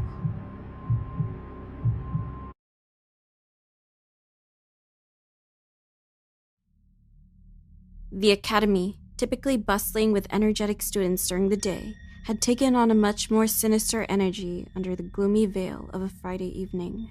A heavy silence blanketed the school, amplifying the eerie anticipation that hovered in the air. Amidst the haunting atmosphere, a young girl named Eddie found herself drawn towards the unknown. A falling out with her best friend had led to painful isolation, and in her desperation, she was willing to face the terrifying legend of the academy, Hanako-san of the toilet. Climbing the ancient staircase leading to the third floor, her heart pounded with anxiety. Her desire for reconciliation pushed her forward to the girl's bathroom. As she entered, the bulb, flickering, cast trembling shadows across the damp tiles and walls stained with time. From the third stall, a chill draft whispered tales of the ghostly occupant, making Eddie shudder. Pushing down the rising fear, she walked towards it. Her voice trembled as she whispered into the cold silence 3 times. "Hanako-san? Are you there?" While knocking. Silence hung in the air before the door swung open. The toilet started gurgling and shaking. Then she was answered by a tiny voice so chilling that it turned Eddie's blood to ice. "Yes, I'm here." Materializing from the toilet, the ghost stood. Her red skirt seemed like blood in the gloomy bathroom. Swallowing her fear, Eddie managed to stammer out her wish. "I want my friend to speak to me again. I want us to be friends like before. Please grant my wish." Hanako-san considered her for a moment, the air growing colder. She was about to answer when an odd sound echoed in the toilet. It was a mix of gurgling and creaking, like an old pipe struggling to work. They turned their attention to the toilet. "What on earth?" Hanako-san began, her voice trailing off as the toilet seat began to shake violently. With a sudden burst, the lid flew open and a geyser of water shot up, drenching Eddie. Eddie shrieked in surprise, but Hanako-san merely raised an eyebrow in curiosity. From the chaos, another figure emerged. Hanako Kun, a boy dressed in an old-fashioned school uniform. His face held a mischievous grin, his demeanor playful, a stark contrast to the eeriness of Hanako-san. His unexpected arrival took Hanako-san aback. Phew, sorry for the lateness. What did I miss? Hanako Kun asked, looking between the stunned Eddie and unimpressed Hanako-san. "Why are you here, Hanako Kun?" she demanded. His nonchalant reply, I was summoned but took a wrong turn at the spirit realm. sparked off a heated argument between the two ghosts. Their voices clashed in the confined space. They bickered over their territories, their duties, and their unexpected encounter. Caught in the midst of this unexpected turn of events, Eddie could only watch, a mix of fear and fascination rooting her to the spot. When Hanako-san finally turned her attention back to her, Eddie could hardly meet her gaze. "Your wish?" Hanako-san began, her voice carrying an ominous undertone. "Has a price. Your task is to face each of the mysteries of this school alone. Retrieve a charm from each to prove your encounter. Complete this, and your wish shall be granted. Fail, and it will cost you your life," Hanako-san said as her eyes sparkled with mischief. With determination, Eddie accepted the daunting task. The prospect of mending her broken friendship was her driving force. Her first encounter was with the Misaki stairs. She found herself navigating through an endless loop of staircases that seemed to defy the laws of physics. It was only through keen observation and quick thinking that she was able to break the loop and retrieve the first charm. Next was the 4 p.m. library. Whispers of untold secrets and riddles filled the air as she went through an impossible maze of bookshelves. It took all her courage to stay calm, solve the riddles, and earn the second charm. For a while, Eddie persevered. However, nothing could prepare her for the hell of mirrors. Upon entering, she was confronted by a grotesque reflection of herself, a manifestation of her deepest fears and insecurities. It constantly reminded her of her loneliness, of her friends' abandonment. The relentless torment started to fracture Eddie's sanity. This alarming development caught Hanako Kun's attention, who was secretly watching. He returned to the bathroom and confronted Hanako-san, demanding they intervene to help Eddie. "She can't take it anymore. The hell of mirrors is too much for her," he argued. "She chose this path. It's not our place to interfere." Hanako-san dismissed his concerns. Hanako-san's casual dismissal of Hanako Kun's concerns made his blood boil. "We need to help her." Their disagreement was intensifying when Hanako-san, in her usual scornful tone, said, "You think you're some sort of savior? Don't make me laugh. You're just a killer, trying to wash away his guilt by playing the hero." Her words cut through Hanako Kun like a blade. His twin brother's death, his guilt, his endless efforts to make amends. She had thrown it all back in his face. A low growl echoed in his throat, his eyes ablaze with anger. "You've gone too far." Hanako-san just laughed. "You've crossed the line!" He yelled. He summoned his weapon, a spectral knife that morphed into a larger sword. Its ethereal glow filled the bathroom as Hanako Kun charged towards Hanako-san. Hanako-san was quick to react, her own spectral energy pooling into a protective barrier that crackled and shimmered in the air. The battle between them was fierce and chaotic. The sword of Hanako Kun clashed against Hanako-san's shield, each impact sending sparks flying and causing the very air around them to ripple with their supernatural power. Hanako Kun, fueled by his anger, sent wave after wave of attacks. He lashed out, his strikes becoming more forceful and desperate, each one met by Hanako-san's defense. At the height of their confrontation, the bathroom was unrecognizable. The mirrors were shattered, their broken fragments scattered over the floor. Hanako-san, fueled by desperation, manipulated the water from the toilets. The liquid twisted, forming into a tornado that hurtled towards Hanako Kun. Hanako Kun's form flickered in and out of solidity, while retaliating with a wave of energy that shattered the bathroom stalls, showering the area with splinters of wood. Hanako-san barely dodged the debris.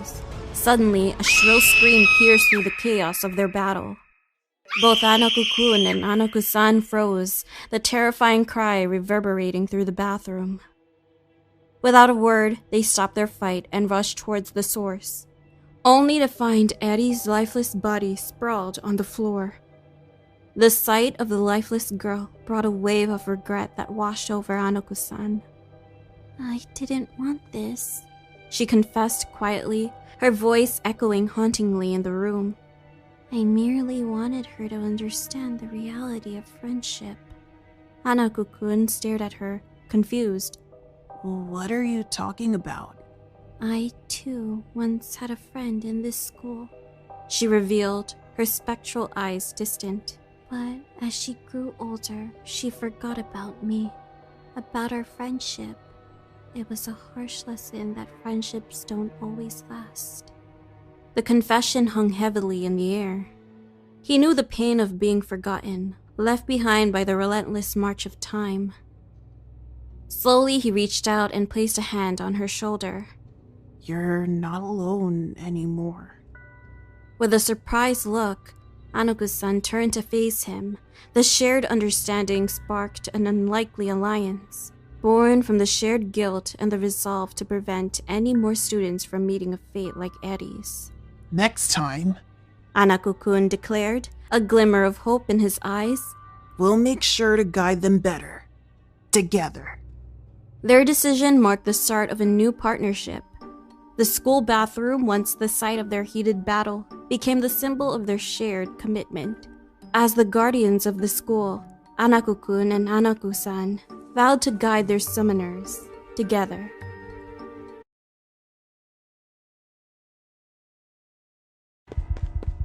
Hiro's heart pounded in his chest as he sprinted through the chilling darkness. He cast terrified glances over his shoulder, catching glimpses of shadows. Panic gripped him, urging him to run faster, to escape. In the corner of his eye, Hiro caught a fleeting image, a flicker of movement. Adrenaline surged through Hiro's veins as he pushed himself harder. The chilling wind seemed to carry whispers that sent shivers down his spine. Suddenly, the ground gave way beneath him, and Hiro tumbled into a pit of darkness. The impact stole his breath, and he found himself engulfed in a suffocating abyss. Panic gripped him as he gasped for air, his vision growing hazy, and a haunting laughter echoed through the void.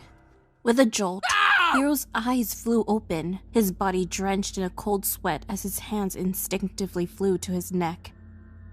Hiro's breathing gradually steadied as he lay there, his mind still entangled in the remnants of the vivid nightmare.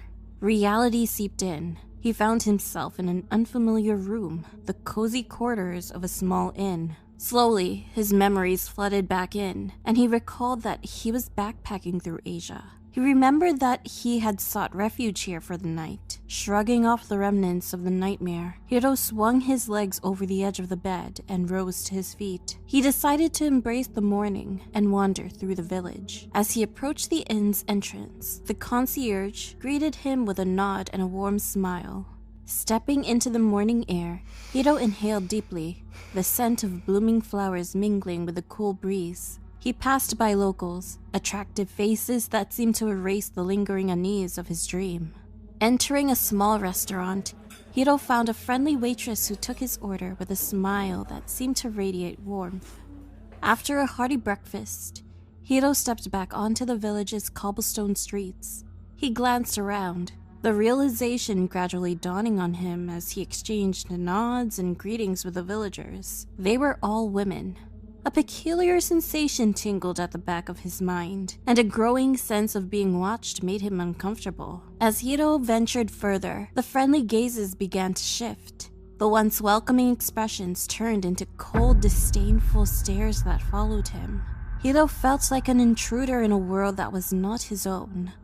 He wandered through narrow alleyways, past shops, and beneath the shade of cherry blossom trees. Yet he couldn't find a single friendly face to meet his gaze. Seeking refuge in a small park nestled on the outskirts of the village, Hiro sat on a bench.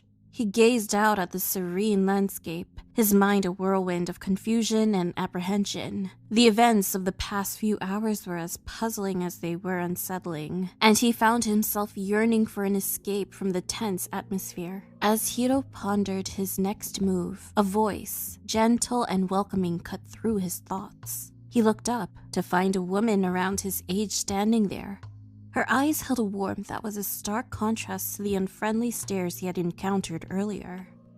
"Mind if I join you?" she asked, her voice soft and inviting.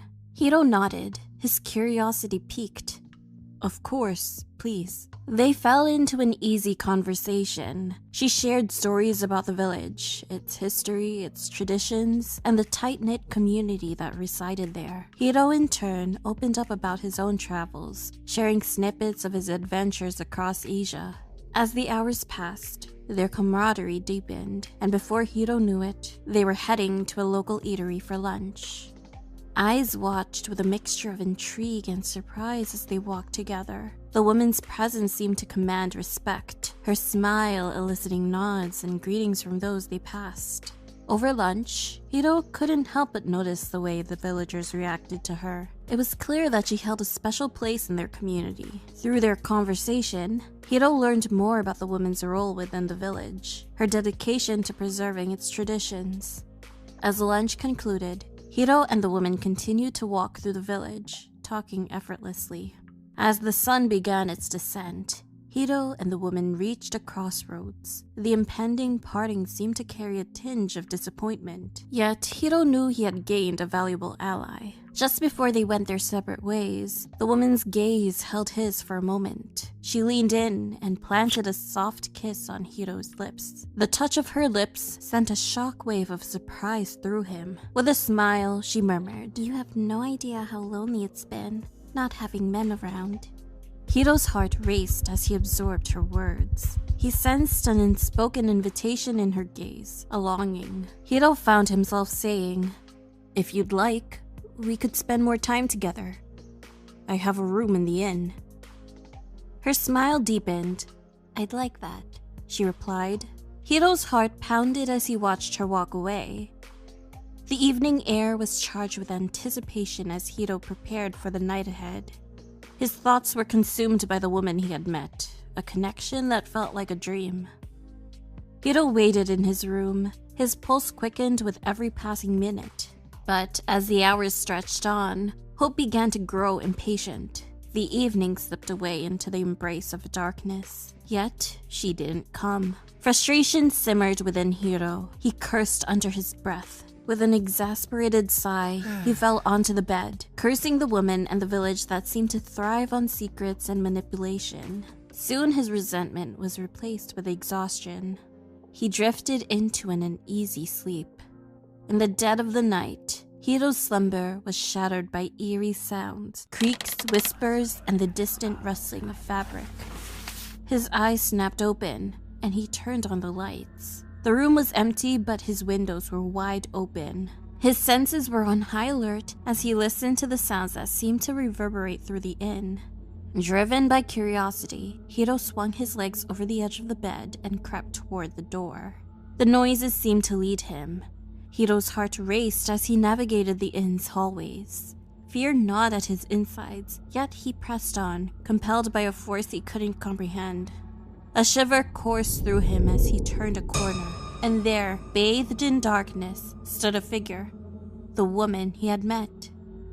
But as Hiro's gaze locked onto her, a shudder raced down his spine. Her face held no expression, an eerie void. "You made me wait." He took a step back in anger. The woman's voice, once soft and inviting, now seemed to resonate with an otherworldly echo. "Patience, dear traveler," she said. "It's time you understood." Suddenly, she moved forward, her face slowly coming into view. Hiro's breath caught as the shadows revealed her neck, elongated, contorted, and utterly terrifying. A Rokurokubi. The truth struck him like a lightning bolt. The connection he had felt had been nothing more than a facade, concealing the creature's true form. As Hiro's breath quickened, he took an instinctive step back.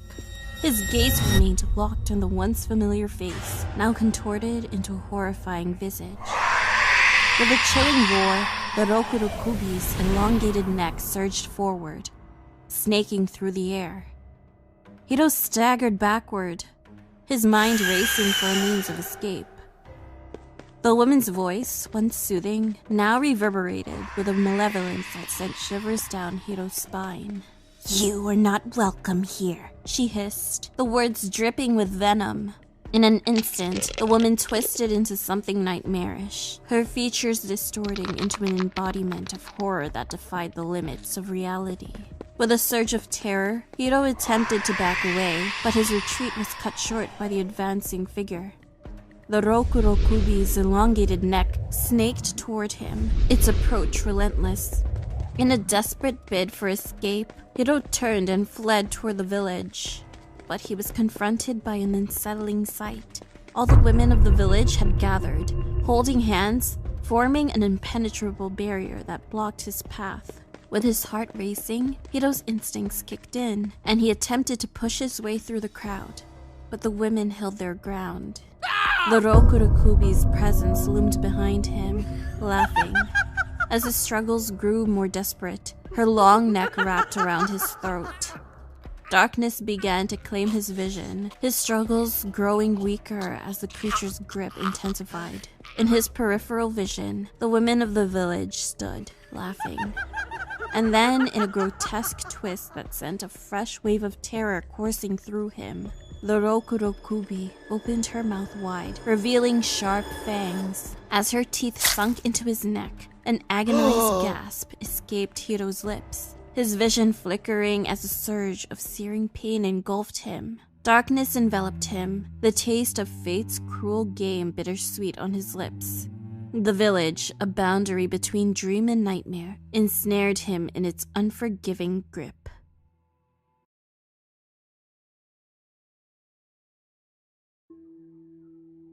My lifelong fascination with Japanese urban legends always drew me towards the bizarre and mysterious. So when I heard about the legend of Gosu, also known as the Cowhead, a spirit rumored to reside in the small Suganuma village in Japan, my curiosity was instantly piqued. My friends Hiroshi and Yuki joined me. We spent a few days getting to know the village, speaking with locals and piecing the story together like a puzzle. I wanted to unravel the reason behind its madness and discover its villain origin story. We learned that the Cowhead was birthed from a powerful demon, summoned by a group of villagers who failed to provide a sacrifice of one of their livestock to end a series of famines in the 17th century. In retaliation, the demon cursed one of the villagers, turning him into the Cowhead, a vengeful spirit destined to haunt the village eternally, said to possess the head of a cow and a body reminiscent of a human. Out of desperation and starvation, the locals hunted and feasted on it. We also learned that many villagers had recently passed away because Gozu had returned and was seeking revenge, sharing his curse with others. Despite all this, my friends and I were ready for the adventure. And Hiroshi, a man of science, wanted a rational explanation for this supernatural mystery. One afternoon, we dined at our favorite local restaurant, savoring our delicious bowls of tender gyudon. All of a sudden, the owner rushed us out. As we stepped onto the sidewalk, I felt a sense of unease amongst the locals. With the street clearing out and the shops closing early, the village was gripped by an eerie silence. Then a low, strange growl echoed down the deserted street. It was coming from a small farmhouse. Compelled by curiosity and hunger for the unknown, we trespassed into the abandoned house. As we braved the dark, musty interior, a silhouette emerged from the shadows. We found ourselves face to face with a beast. It bore the terrifying form we had been told to expect, a big head and body. Its movements were awkward. Upon closer inspection, we noticed something deeply disturbing about the creature.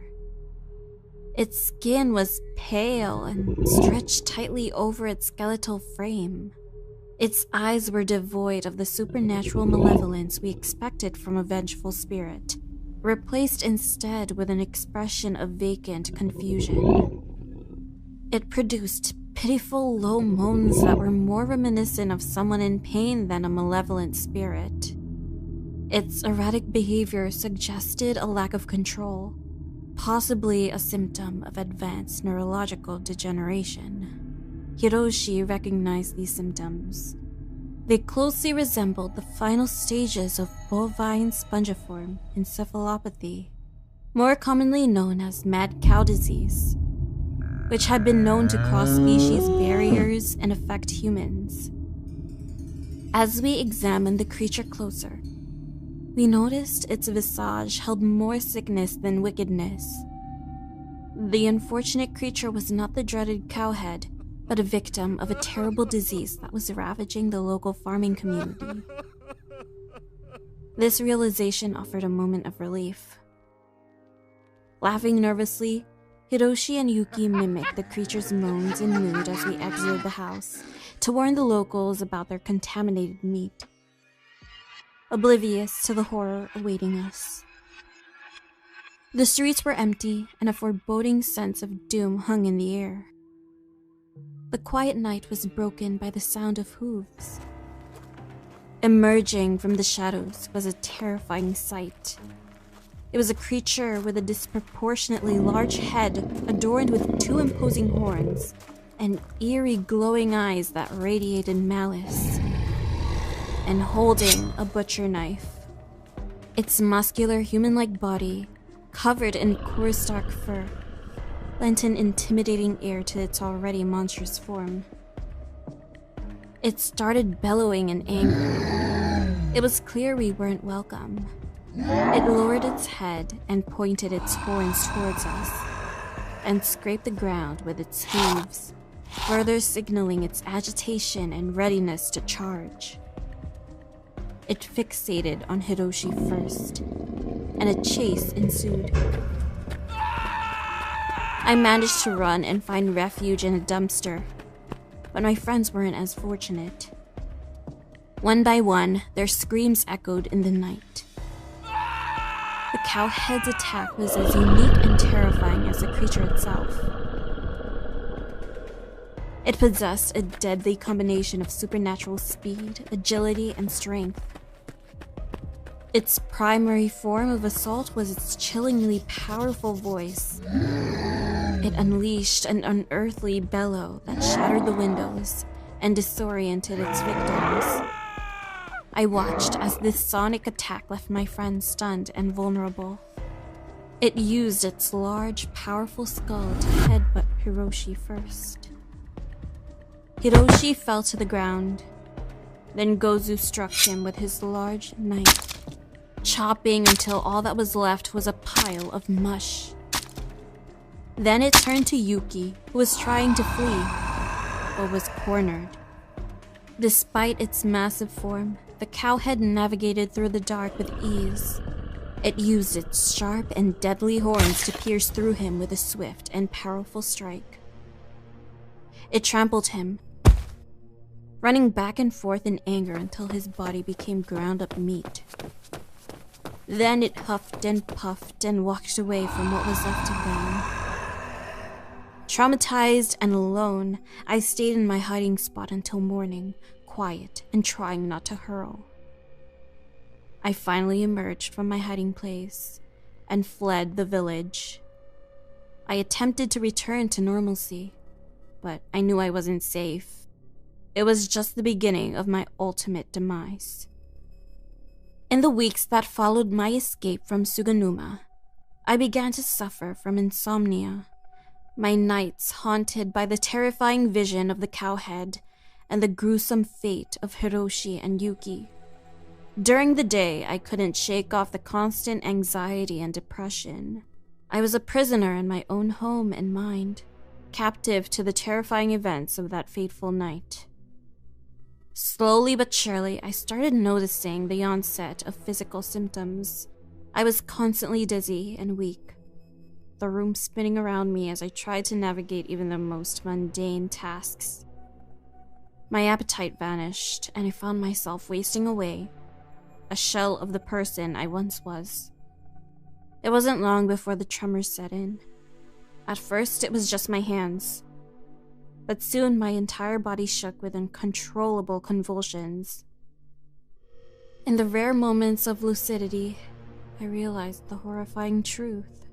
I had contracted the same disease that had claimed the unfortunate villagers of Suganuma. I was no longer afraid of the beast that had haunted my dreams. Instead, I was terrified of the invisible enemy that was slowly destroying me from the inside. The disease progressed rapidly, and I found myself bedridden, trapped in my deteriorating body. I was the newest victim of the mad cow disease, destined to live out the rest of my days in suffering. The worst part? There was no escaping it. There was no cure. As my world shrank, I found myself reflecting on the events of that horrifying night. The laughter, the fear, the chase, the tragedy, the meals I enjoyed with my friends. It all played out in my mind in a ceaseless loop. Perhaps Gozu was now protecting cows from having a similar fate to his, and cursing those who dared feast it on its meat. Resigned to my fate, I accepted a shortened life filled with suffering, isolation, and the haunting memory of the Cowhead. In the end, I was left with a cruel twist of irony. I was a victim, not just of the disease, but of my own curiosity, my own ignorance, my own insanity.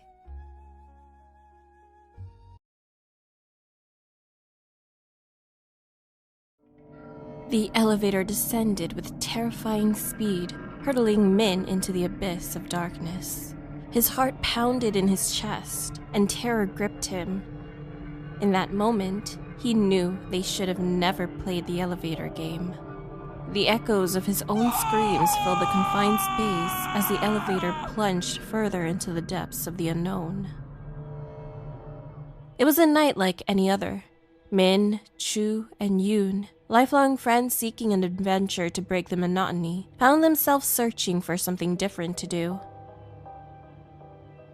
They gathered in Min's dimly lit living room, the soft glow of the TV offering little solace from their boredom.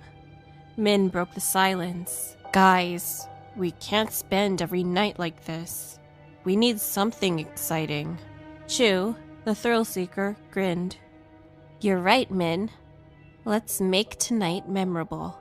Yoon nodded in agreement. "But what can we do that's different?" Chu's eyes sparkled with mischief. "I heard about the elevator game. An urban legend. It's eerie and thrilling. Perfect for a night like this."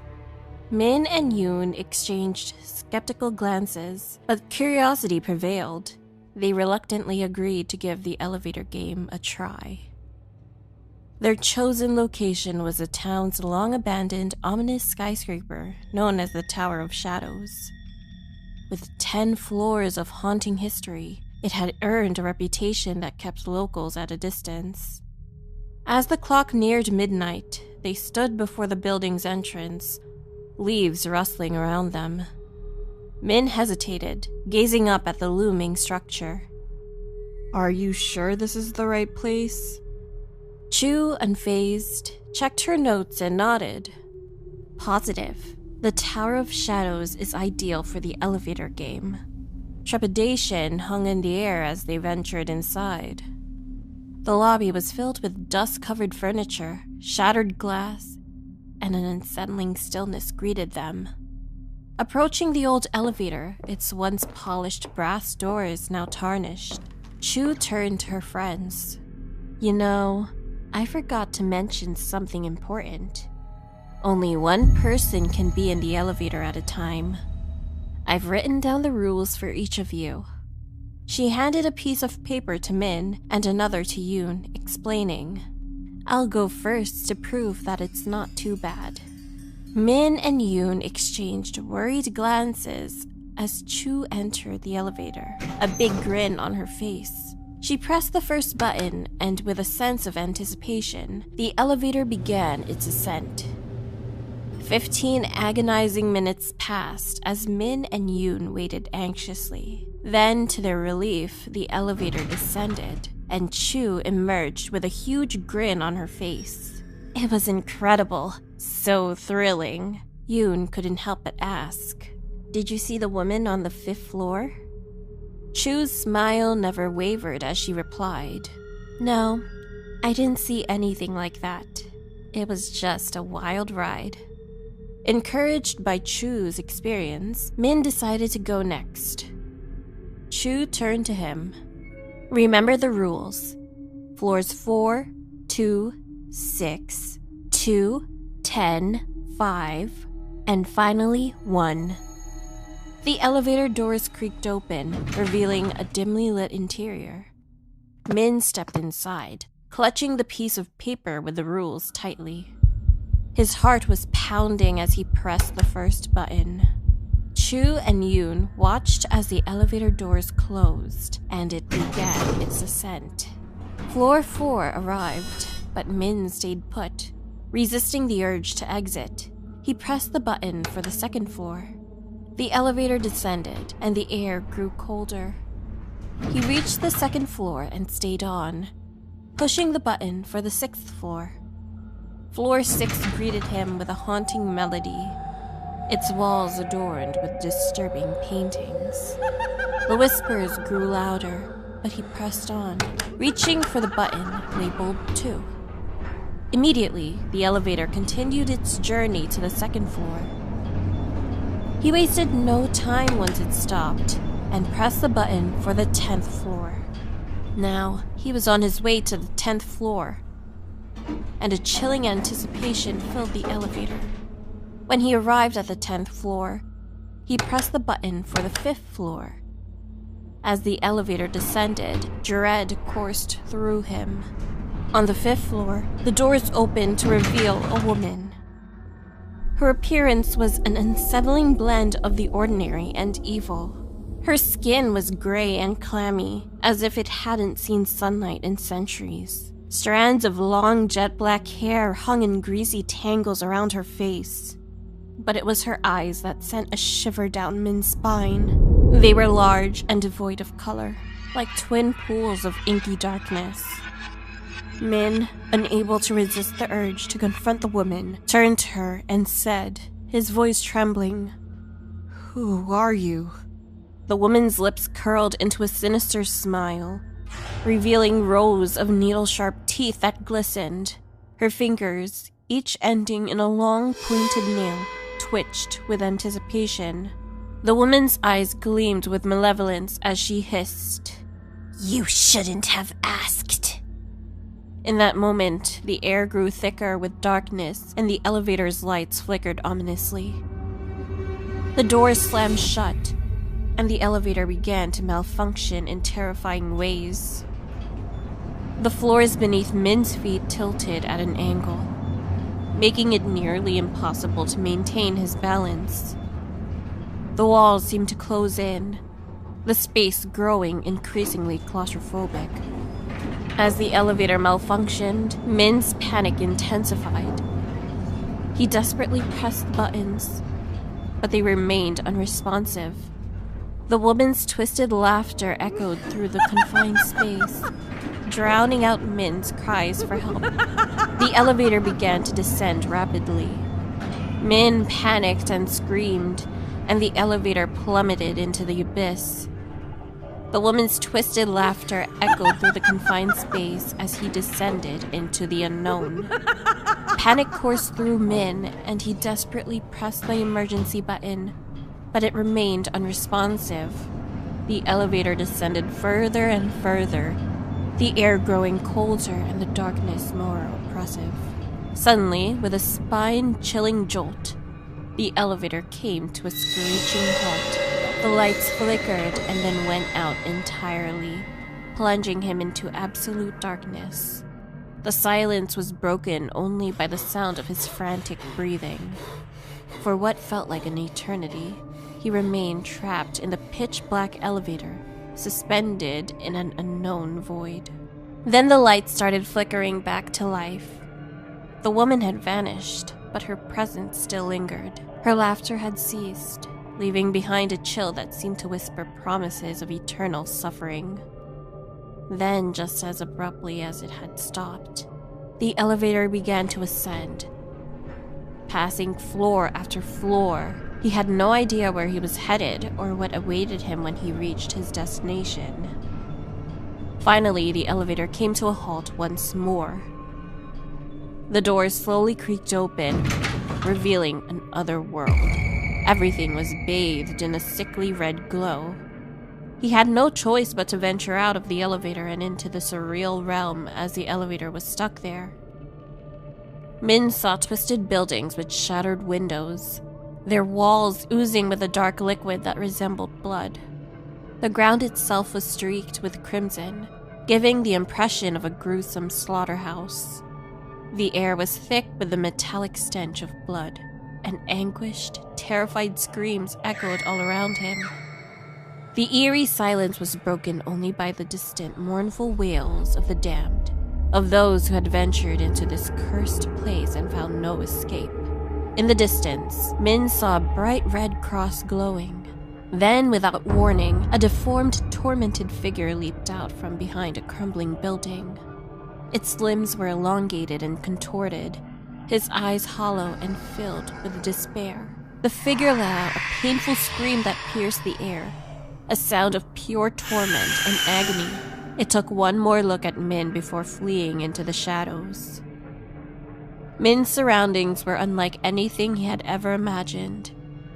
He knew with a sinking feeling that he was trapped in this otherworldly realm, far from his loved ones, and he would have to navigate through this hell to find any hope of escape.